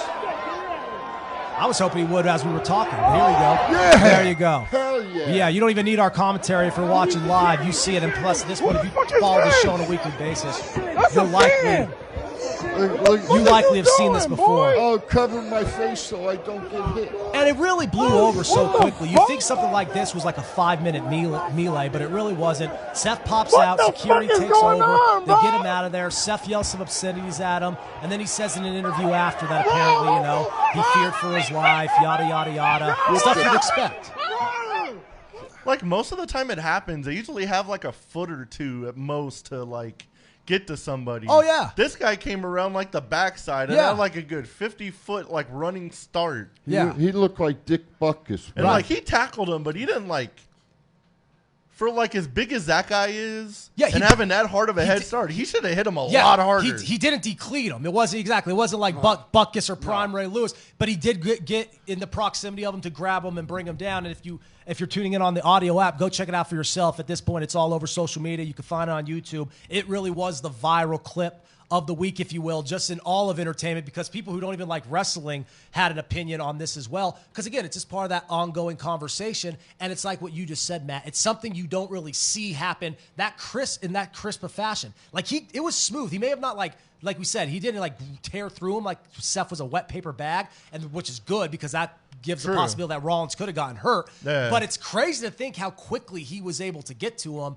and even just get his hands on him, let alone take him down. Like, where the hell was security? Like, I know that's like a dark area they usually try to keep, like, where all the cameras and stuff are, but there should be somebody back there to, like, stop some idiots. And a great point from Aaron in the chat room. The guy came from the side of the ramp, not direct from the crowd, which is like what you're just saying. It's like that little gray area. He says it's odd. It's very odd.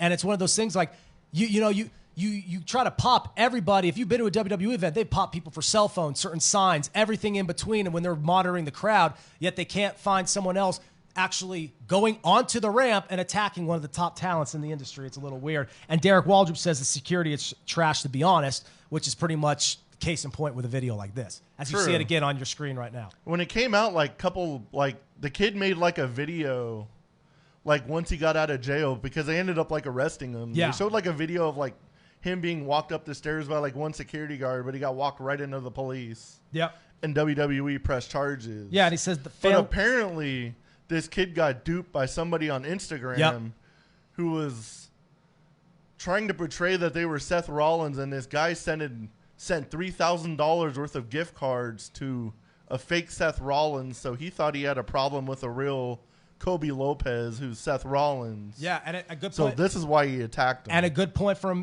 Garth Wall says Royal Fatu is the guy that attacked. And Thomas Brunette says Barclay security is awful. Remember, that's where Brett got attacked at the Hall of Fame too. Because that was just a couple of years ago, and that was something that everyone collectively in the venue just gasped at because it was so random. He's giving his speech, but even that kind of makes sense because like it's like a stage in front of people, and award shows are just like laid out differently. In a wrestling venue, it's often so hard to get to where the talent is unless you're behind the barricade on those ramp seats. And as Aaron alluded to in the chat room, he didn't come from there. So that's what's so ironic about it. It's just one of those really weird things that you could only see that on live television, and here it was in front of our very own eyes. That kid got real lucky because usually if you end up past that barricade, you end up getting the shit beat out of you. Or something. Yeah, exactly. Luckily, Seth only got him in like a front face lock. Yeah, and that's what's so funny. Seth was able to pop out, basically did a jockey for position, kind of get the reversal, and then immediately got up. Seth he didn't swing on him. He didn't shove him after he got him in the front face lock. He just got up and then started yelling at him, which only added more to a lot of the jokes you saw on the internet, given how Seth reacted. It's even like the guy who attacked Brett, FTR and Travis Brown messed that dude up.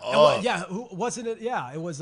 They got on him, and one of them landed like a left hand or like a right hand from the ground and pound position. Yeah. Like this guy got off way luckier, even though he had. They jumped on that dude so quick. Like Brett was like it was as if he was the president being attacked. Yeah. I think FTR and Travis were in the ring by the time before Brett even hit the ground. Yeah, that fan, and because Natty was up there too, and she was like getting involved, but they got on him quick. But it's a great point brought up by Thomas, and even some says was it a real attack or not? It was definitely real. Oh, you could tell by the sequencing and how Rollins reacted. It was definitely a shoot, not a work. I remember years ago, I was at Monday Night Raw at the Thomas and Mack Center, and Jericho was undisputed champion, and he was on the ropes, and like somebody ripped him out from like the ring. Jericho just ground and pounded this dude, and it was a tag team match. It was Jericho and Undertaker against The Rock and Austin, and almost everybody was out already. You see, what was it? Stone Cold came from one side, The Undertaker came from the other. The Undertaker just grabbed this guy, picked him up in the air, threw him at security. Remember, and it was like, get this piece of shit out of here. Remember CM Punk a few years ago, like when his during the closing period, like when he was dwindling with WWE, it was like 2012, 2013, when he freaking did the spinning back elbow, and it wasn't even the guy who hit him. The guy who hit him in the back of the head ran back up the steps, and the guy who was directly, the innocent bystander who was right behind, got like a spinning back fist from Punk.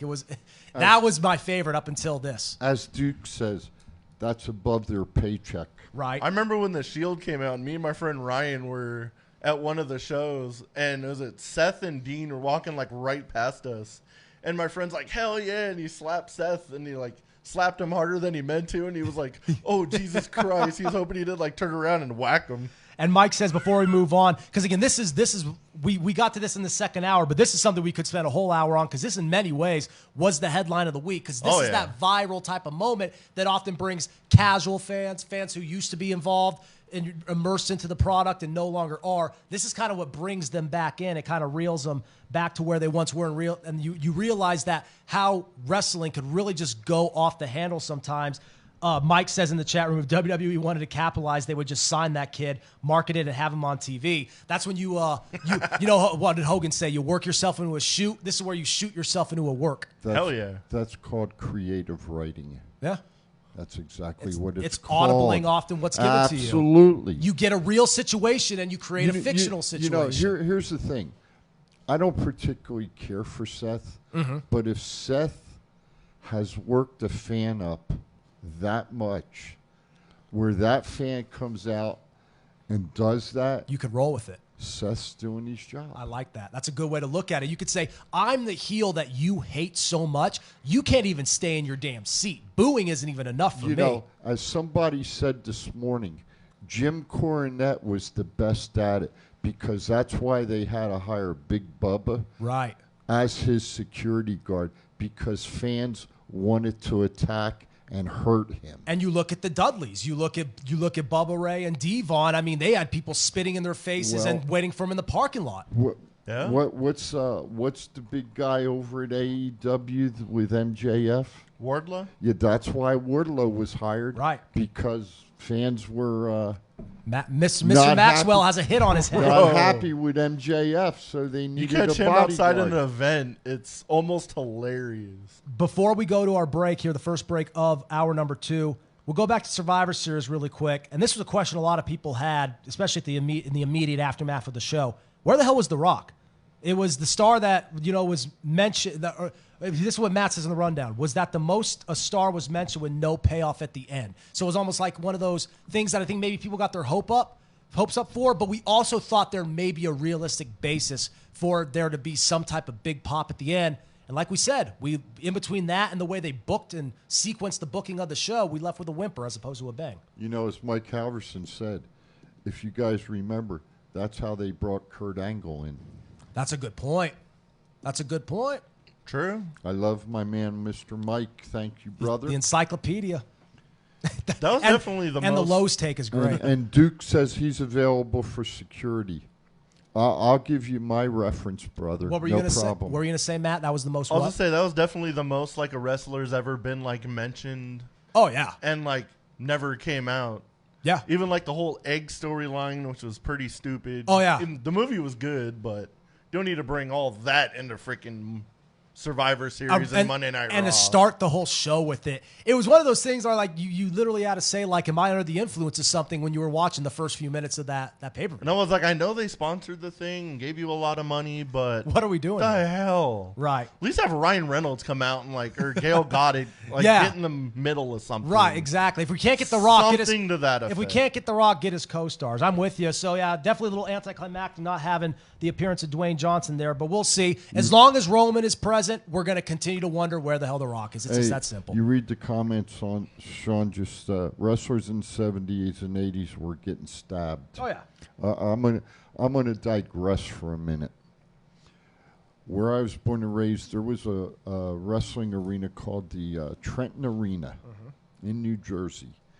And I have talked to J.J. Dillon about this. This is a true story. There was a lady that used to sit ringside where the aisle was where the wrestlers used to come out. And she sat there every show, very close to the barrier. And if there was a wrestler that she didn't like, she used to stick him in the ass. They used to call her Hat Pin Annie, okay? She had a hat pin probably about 12 inches long. And I was talking to JJ one night about it, and I asked him, I said, hey, JJ, you remember Hat Pin Annie?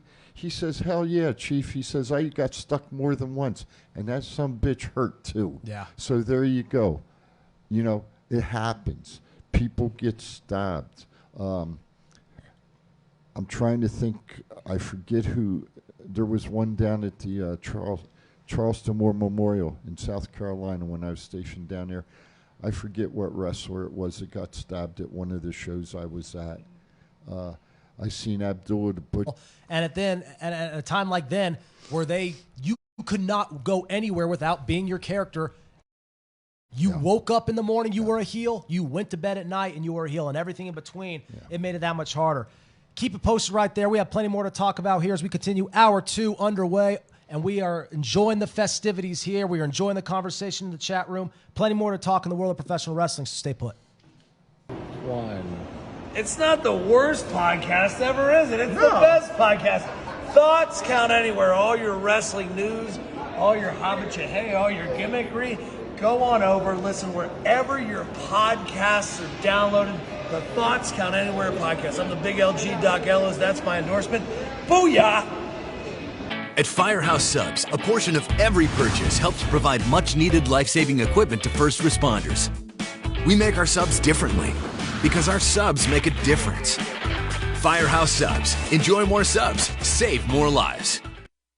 Sin City Sublimation is an all-in-one design and manufacturing shop making everything here in Las Vegas. Most companies have everything made overseas. We do not and can do all the work in 2 weeks or less. From the court to the field, we have all types of sports uniforms for your liking, but if you are looking for something else, we also make memorial shirts, birthday shirts, and fan gear for your kids' teams. Send us an email at sales@sincitysublimation.com, and if you mention Thoughts Count Anywhere, we will take $5 off each shirt with a minimum of 12 purchased. A pro wrestler-owned business, we are known for reasonable pricing with a fast turnaround. All made in the USA. For more information, go to sincitysublimation.com for more.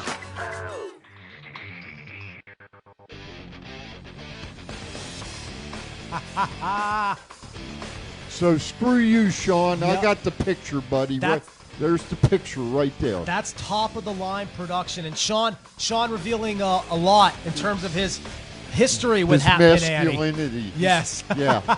But there you go. You see it in front of, for those following us on any of our visual platforms, you see it there in front of our very own eyes. And, of course, for those tuning in on the app, we thank you. We thank you all joining us in the chat room. A very lively day in terms of the discussion, the interaction from friends of the show and from the TCA faithful. So we really appreciate it. And we would like to hear your thoughts here in the next 30 minutes before we get out of here. Must be all the energy from Thanksgiving. Absolutely right. Those leftovers, got those extra calories from the meal on Thursday and the leftovers, right? And at this point, you know, it's Saturday morning, so at this point you're like sick of the leftovers. You're like, give me something like... Never.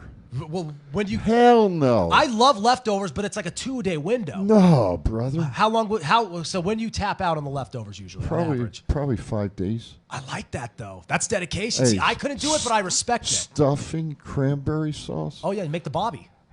Ham. Oh, hell yeah. You do the whole cranberry Bobby sauce thing. belongs where? In the bottom of a garbage can. I was going to say... Well, I was going to say, there's like the ongoing debate about what's the best cranberry sauce, actual cranberries or like the jellied ocean spray. So do Monster Energy drinks. They belong way the fuck down there. Krispy Kreme donuts, though. That's for sure. And that's where the chief, the rare delicacy that the chief always brings in, the Krispy Kreme donuts. Mother, man.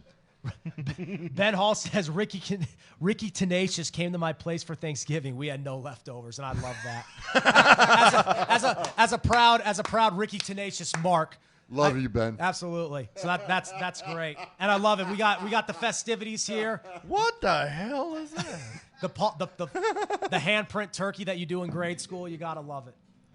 And that's funny. And there you go. That's what's fun about, that's part of the novelty of doing a Thanksgiving weekend type show. It's the aftermath, and you have a lot of great football on, a lot of great sports on, and just everything in the world of pop culture and entertainment. Really, this time of year comes to a hub, and professional wrestling is no exception. So we've talked Survivor Series. We're about to talk Turning Point here in a moment. Hey, Thomas Burnett just said touchdown Michigan. There you go. And Thomas, can you give me a score, please? I believe it should be 14 to 10. 14 to 3 or 14 to 10? Because Ohio State scored just a few minutes ago. It's a good game. Finally. There we go. We have a good game in Ann Arbor.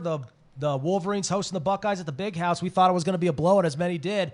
But finally, we get to see a tough game in the most historic rivalry in college football. But before we go to the Turning Point results and analyze that the same way we did Survivor Series, I want to keep it with a few more headlines coming out of the WWE report here, guys. Jeff Hardy says the goal is, we'll go to that in a second. Jeff Hardy says the goal is to reunite with his brother, whether it's here, over there, or anywhere else. Just looking, that's not even WWE specific. This is just talking generally in terms of the professional wrestling business.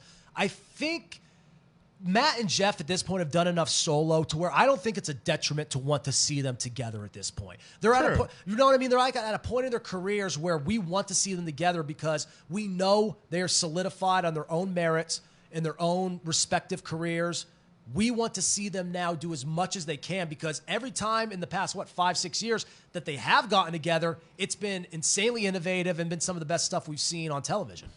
Oh, yeah, definitely. Yeah. I want to see them reunite. I kind of want to see them reunite in AEW, if anywhere. Me too. And I think given the way the writing is in AEW, given the surrounding talent, and given the fact that AEW loves to kind of mix a sense of originality with their gimmicks, but also a sense of something that alludes to the past that they know wrestling fans will be familiar with, but it also won't be a ripoff.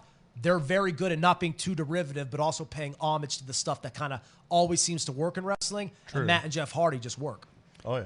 The length of Jeff's contract has been revealed. Fightful Select has now reported that the former WWE Champion's contract runs until the end of 2022 or early 2023. And that's what Thomas Burnett just said in the chat room. Jeff has 2 years left on his contract. And again, if you want to join us on the phone, 702-329-6947 within the States, 855-502-4321 outside. So, again, it's one of those things that until it happens again, people are going to, chomp at the bit. They want it. They're going to ask for it. And if we see it, we're going to be grateful. But until then, it shouldn't be too much of a surprise.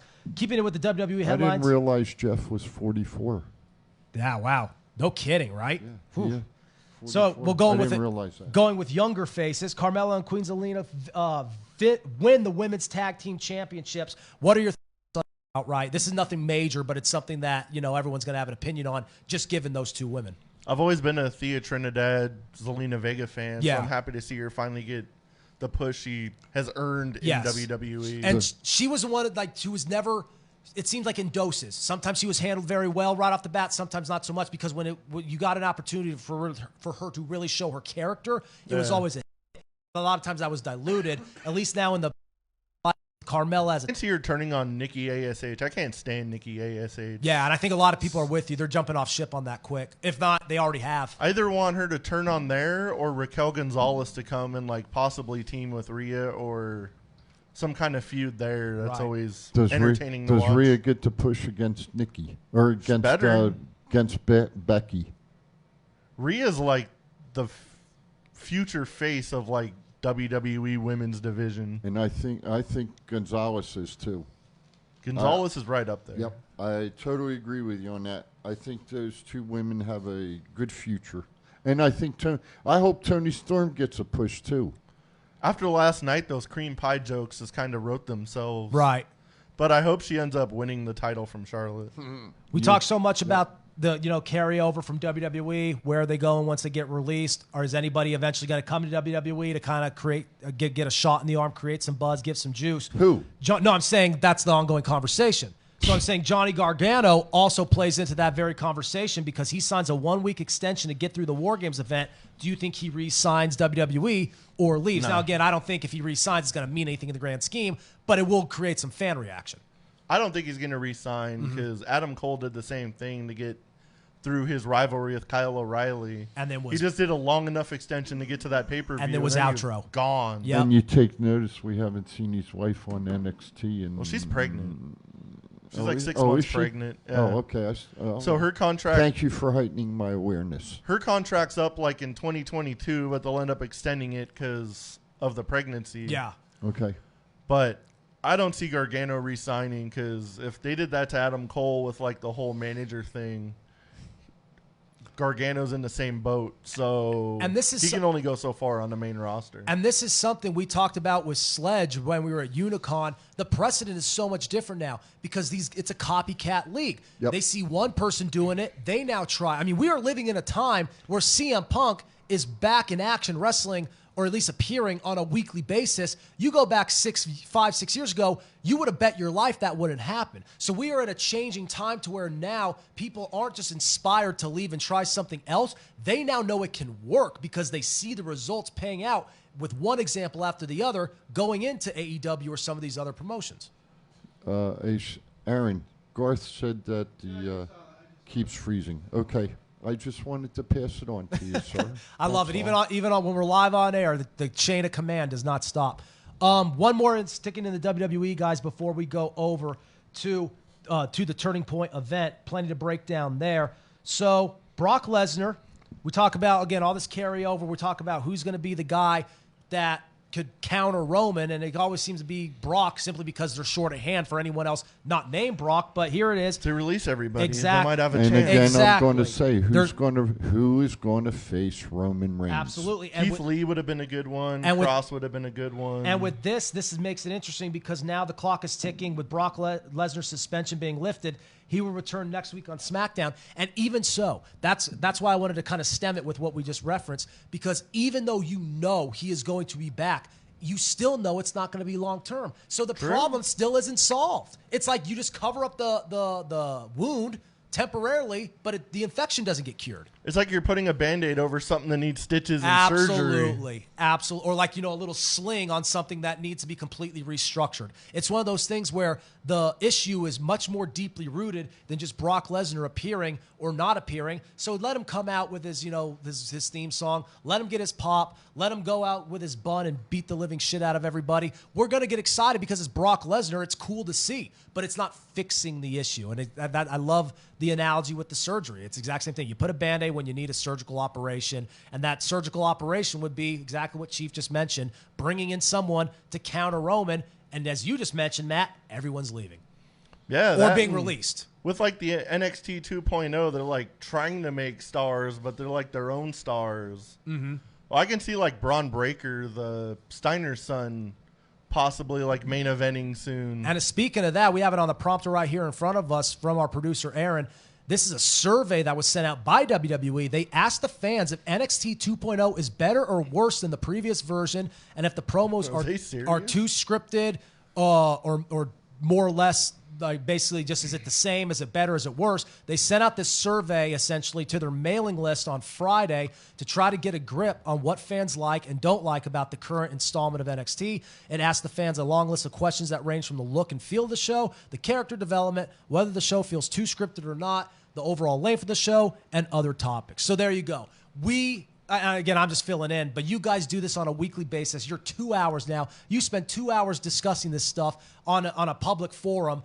People tune in to do just the same, and yet here they are. There's so much opinion out there about what they're doing wrong and about what's not liked, just on Twitter and social media alone, and yet they're sending out surveys. It's like, do you not realize that a lot of these issues have been brought up many times in the years past? You could address them if you just kind of gauge what fans are talking about as opposed to going them directly. I guess you could say it's a nice gesture, but it kind of seems like superficial in a way. True. Right? It's like you should know what the people are looking for, especially with how you engage on social media. You have YouTube comments, you have Facebook comments, or someone just, going through all of these things. You have your Twitter accounts. You see the backlash, you see the pushback, yet you're going to send out a questionnaire to fill out? Or with your 900 million views. Right, exactly. 500 live shows, you should be able to figure out what people like or not. Use the Steiner math, right? Yeah. What are your thoughts, Chief?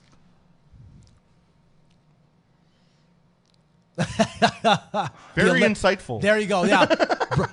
Provocative commentary, good sir. Riveting analysis. Silence says a lot. Yeah, no, it does. It kind of tells you all you need to know right there. That's just a ellipsis. Morrison and Cross needs to bring all the WWE talent to Vegas. Future endeavored.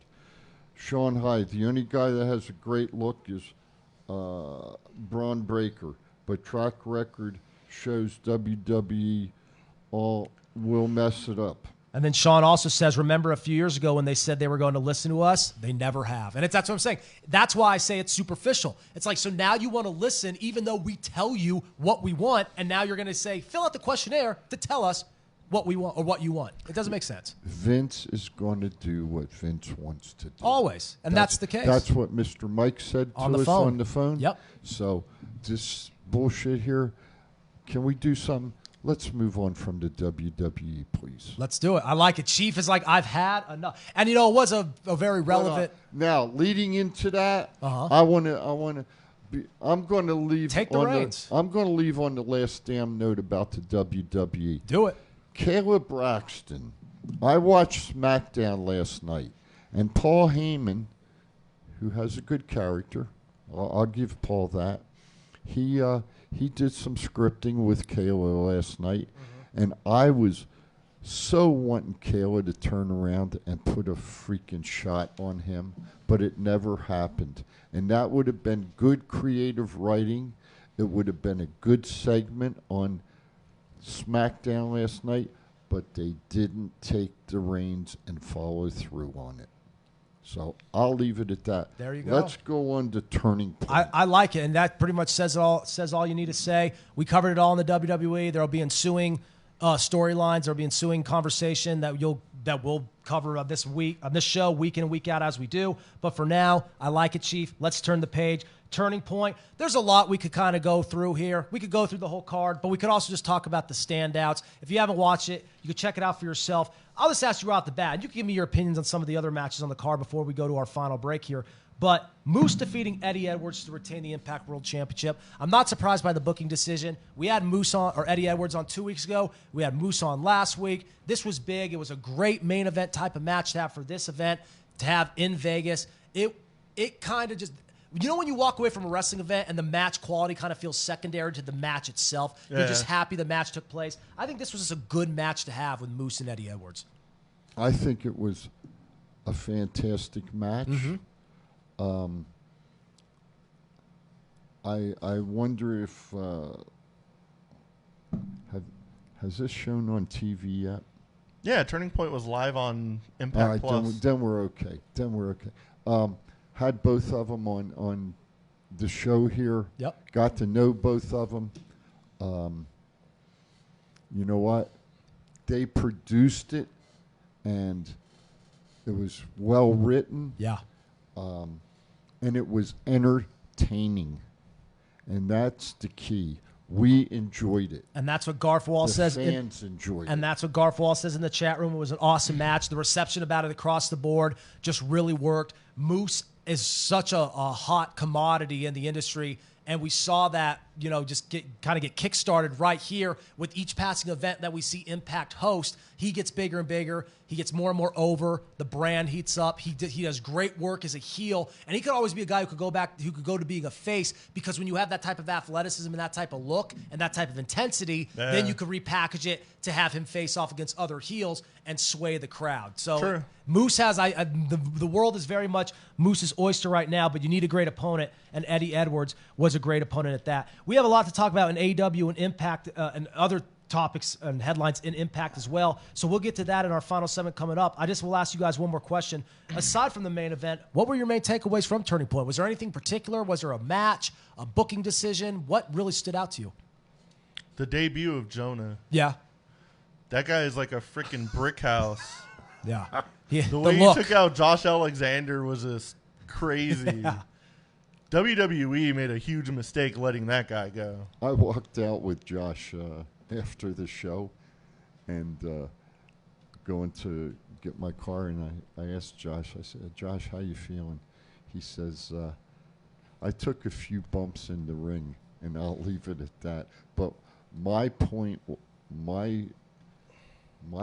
about all 3 nights, got to meet some quality wrestlers after the shows. Be able to talk to them. Got autographs, especially the women autographs, and class acts.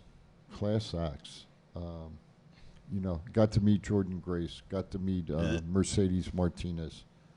I got to meet Josh Alexander. Right. I hope that they use Mercedes the right way, because, in my opinion, she's been in the business 18 years now. She deserves a belt, and that's how I look at it. Jordan's a brick shit house, and I told her that. She is a shit house. Yeah. And I asked her about her. I asked her about her husband, and he is going to. For those of you that don't know, Jordan's married to Jonathan Gresham, a fantastic There's one good wrestler. Fantastic wrestler in his own mind, and he's starting a wrestling venue down in Atlanta, Georgia. And in fact, I think the first show's coming up in January, if I'm not mistaken. So before we go to break, I actually want to go just to that. You mentioned Mercedes Martinez. Mickey James defeats Mercedes Martinez, retain the Knockouts Championship. She's then attacked after the match by Deonna, who then challenged Mickey. Deonna Purrazzo. Yeah, Deonna Purrazzo after the match and challenged Mickey for the rematch at Hard to Kill. Yep. That match I didn't watch. I actually just kind of saw the clip after the fact of her getting attacked. Yeah. I do have a strong opinion because even though I at one point really was considered myself a fan of Mickey James, I just haven't really followed her much in recent years. I know some people have. It just kind of depends on what your overall opinion is of her. Huge amount of respect for everything she's done. The way she was booted out of WWE was absolutely bullshit. I'm happy that she was able to, find somewhere to stay relevant. But a lot of people, I think, at this point in her career have kind of jumped ship. A lot of people would rather see Purrazzo or Martinez kind of hold the belt at this point. She gets the win. Garth says in the chat room she needs to retire. Brunette asks why, and he says personally can't stand her then or now. So that's, again, one of those things. She's kind of one of those wrestlers that you've either always been a fan of or really never have been a fan of. I'm kind of in the middle just because I at one point was not really a mark, but I liked her style. But I just kind of just lost interest because she just kind of disappeared from the limelight for so long. So I'm happy where she is now, but I don't really care about where she is in terms of the booking. I think Mickey's going to drop the belt and to Purrazzo. Yeah, okay. and she's going to go. They've got to start up the company with. Jeannie Buss and all that. So she's got a lot of work. So I think she'll lose the belt to Purrazzo. What do you? I'm kind of right there with you. That's what Mickey. I think will happen. Yeah, it's like I'm not that worked up about it because I just don't care as much. It's like whatever happens, right? Like Deonna Purrazzo was like the face of the women's division. Yeah. When Mickey just came in and just beat her like that, I was like, really? Yeah. At this point, how much of Mickey is nostalgia, but it's nostalgia that I think a lot of people don't want, even though the person I really am fond of and I really just admire everything she's done on a collective basis. I saw her after one of the shows. She was super cool. She's always been like... She's all Very nice. Yes. Yeah, I heard... Sometimes she's cool to the fans. Yeah. There's been a couple there's been a couple incidents, but I heard a lot of times fans don't approach her necessarily in their most cordial circumstances either. There's one time she was like extremely rude to me, but I like let it go. That's what I'm saying. I love the fact... Well, with your sarcasm, I can understand why she'd be rude to you. I love the fact that Matt's all like, I'll give her the benefit of the doubt, though. She's all right. I'll respect usually like Mickey. Chasing autographs. I usually like if they're rude, like they gotta be rude to me at least like twice for me to be like unsubscribe to fully unsubscribe. I love it. Really though, and I got to be honest with you, all of the wrestlers that we got a chance to talk to and meet,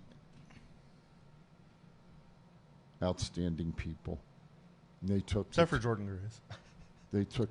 I didn't. She's trash. I didn't think. I figured you were going to say what's his name. Who? That screwed your turnbuckle pad up. Oh, Matt Cardona. He's always cool. You see, something could slide. It just you depends. weren't saying that when he messed your turnbuckle pad up.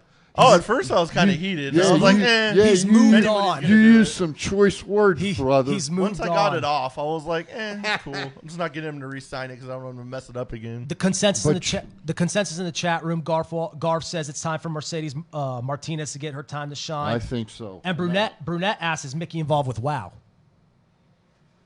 That you may know better than I do on that, Chief. You're the WoW insider, right? I'm not sure what Jeannie Buss is going to call the new program organization for the women. It might be I'm not sure, but I know it's Jeannie Buss. That's what I see every time I see Tessa Blanchard. Tessa's going to be there. Mickey James is going to be there. And you know what? I'm going to say it. I wished that there was a working agreement with all of the professional wrestling organizations to let the women have their own damn show collectively. If you look at the women talent that is on TV today and in WWE, AEW, Impact, New Japan, you could have... They could put on top to bottom a main event show, and it would be enjoyable. There would be good for like a pay-per-view, but for like a weekly show? Yeah. I don't know. Hell, look at the match last night on AEW, Britt Baker and Io Shirai. But also look at the match during the TV taping. You know? Jessica McKay. Here's what we'll do. We got to go to our Emma, that shit was Well, the awful. inspiration. We got- You ever seen somebody go for a headlock and freaking miss? The inspirations were shit too. In my opinion, We got to So, go. We'll go to our last we break can go here. there. We'll wrap things if you up. want to. Get in the chat 8-9 minutes and share your thoughts on everything that Matt and Chief are discussing right now, along with anything else that you want to get off your chest. We have one more segment coming up, and it's a quick one, so let's get to it. We'll be back in a second here on TCA. At Firehouse Subs, a portion of every purchase helps provide much-needed life-saving equipment to first responders. We make our subs differently because our subs make a difference. Firehouse Subs. Enjoy more subs. Save more lives. If inspiration is the beginning, where does it lead? Experience the 2021 Mazda 3 sedan and see where inspiration can take you.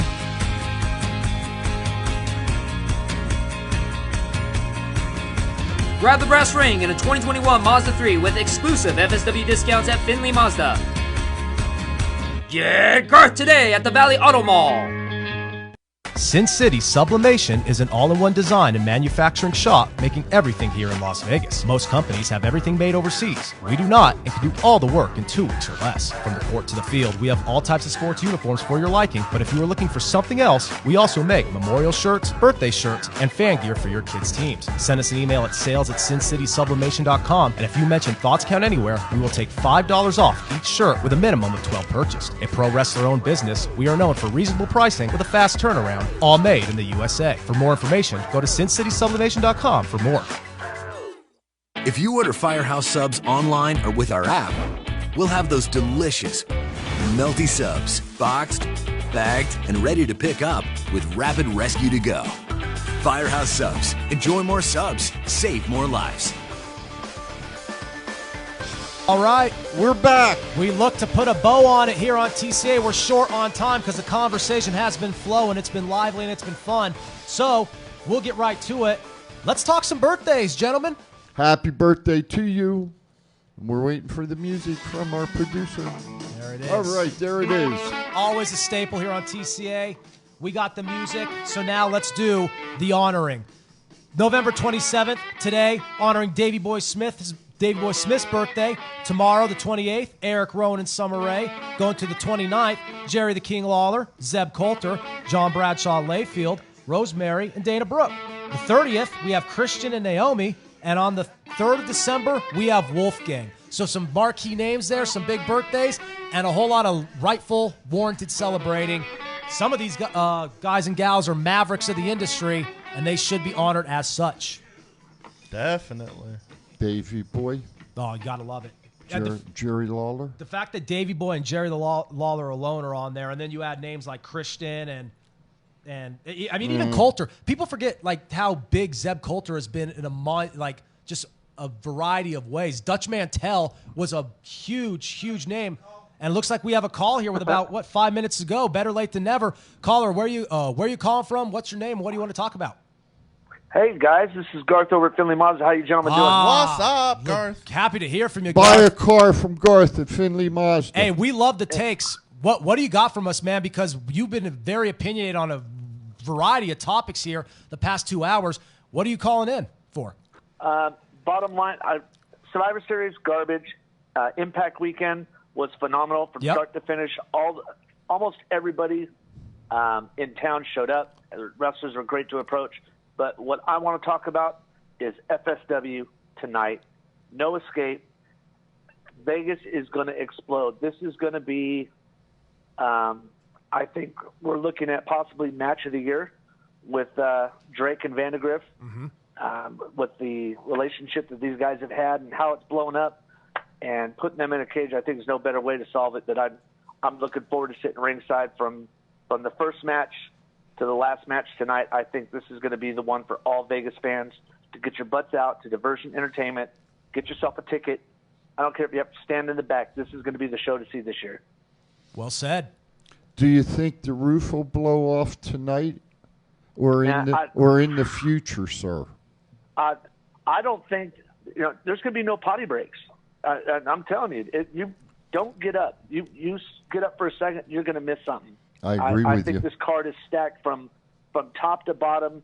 Everybody's going to show up and show out, and we're going to show the world why Vegas independent wrestling, no one can hold a candle to it. That's why the big companies come and look at our talent, and that's why we have more champions than anybody out in other territories. Very true. Yeah, absolutely. Solid words. Good plug. Do you think there will be any belts changing hands tonight? I think we could see some surprises. Who on your mind? Who do you think? Give me one. Well, I think it's time for someone to vaccinate the COVID champ and take the belt off Captain Crushed Ice. But that's just me. I like that. I like that. I'd love to see that's amazing. Sandra keep running through the women's division, but I think the one title that would definitely change hands is going to be the No Limits. I think it's time for Ice and whatever his little. You think Ice Baby's going to go away, huh? Okay, I like that. No, I just like think him and his New Kids on the Block ripoff, they can go do something else for a while. I like that. I like that. He was getting more heat outside the Impact tapings than most of the Impact people were. and there's a good point. I mean, we're getting close to time, but here's a good point, fellas. The guys are working his heels. They're crafting and honing their talents. And you're right, Matt. He did get a lot of heat. So he's doing what he's doing for his character what he needs to do. And I'll give him that. Mm-hmm. Yeah, Matt's just a bitter party of one. He can just sit there at the end table. I'll bring you some turkey tonight, Matt. Love there you go. The leftovers. You got to love it. I'll be at the head of the table downtown. Hey, brother, what are we going to do tonight, man? We are going to sit down and we're going to watch. Who we going to absolutely blow up? Who are we going to give some shit to tonight? Anybody and everybody. I'm looking for. I'm ready. I think Brandon and I've got one coming for Toka Uso. Okay. I think we owe them after throwing our nachos and our popcorn around. We might have a little something for them. Oh yeah, I forgot. Some guy from Utah's coming down too. He might already be in town. I'm not sure. We'll see. We're going to have some fun. You gentlemen have a great rest of your day. You guys be safe. Hey, Looking forward to seeing everybody tonight. Hey, Garth, thank you so much for the call. Absolutely. Likewise, and we appreciate it. We hope to catch you next time. Great takes, great conversation in the chat room as well, buddy. So you take care. Firehouse Subs, December 7th. And 7 p.m. And Mike, special guest Remy Marcel. And Mike Halverson says he needs front row seats. Does Garth need a bodyguard? Also said Zeb Coulter is not his name, alluding to the birthday segment. Good call, Dutch Mantell. Dutch Mantell. That's what I said before we got the caller in from Garth. An iconic figure in the industry who was a legend far before the name Zeb Coulter ever came into the light. Do you know what his sidekick's name was? Lay it on me. Shoe Baby. There you go. And he was considered. Do you know what Shoe Baby was? Huh? You're going beyond my ears here. A whip. Really? Yep. I'm trying to think because what territory did Mantell start in? Texas. Okay, there you go. And because he was at one point involved with everybody all throughout Mike, the South. if I'm wrong, correct me, please. He's the encyclopedia. But I think it's Texas. You gotta love it. In. And also one last comment, good one to end it on here. Happy belated birthday to the Chief from Sean Hyde. You know what you mean to me and my family. Love you, brother. We could endorse that as well. Happy belated birthday, Chief. Hope you all had a happy Thanksgiving. You hear that music. It's time for us to get out of here. Go to the Go Live Vegas shop. Check out all the apparel and the merchandise, the TCA website, so on and so forth. Aaron will be back in action next week and when he makes his return. So find us here on Go Live Vegas. This was a privilege to join you, gentlemen. Thank you so much. Thanks for coming on. Absolutely. Hey, we had fun. Thanks, brother. You got it. Fun show, fun Thanksgiving weekend conversation. Plenty more to come next week, so we'll see you then. Aaron will be back in the spot. You guys take care. Have a great week. We'll see you next time on TCA here on Go Live Vegas.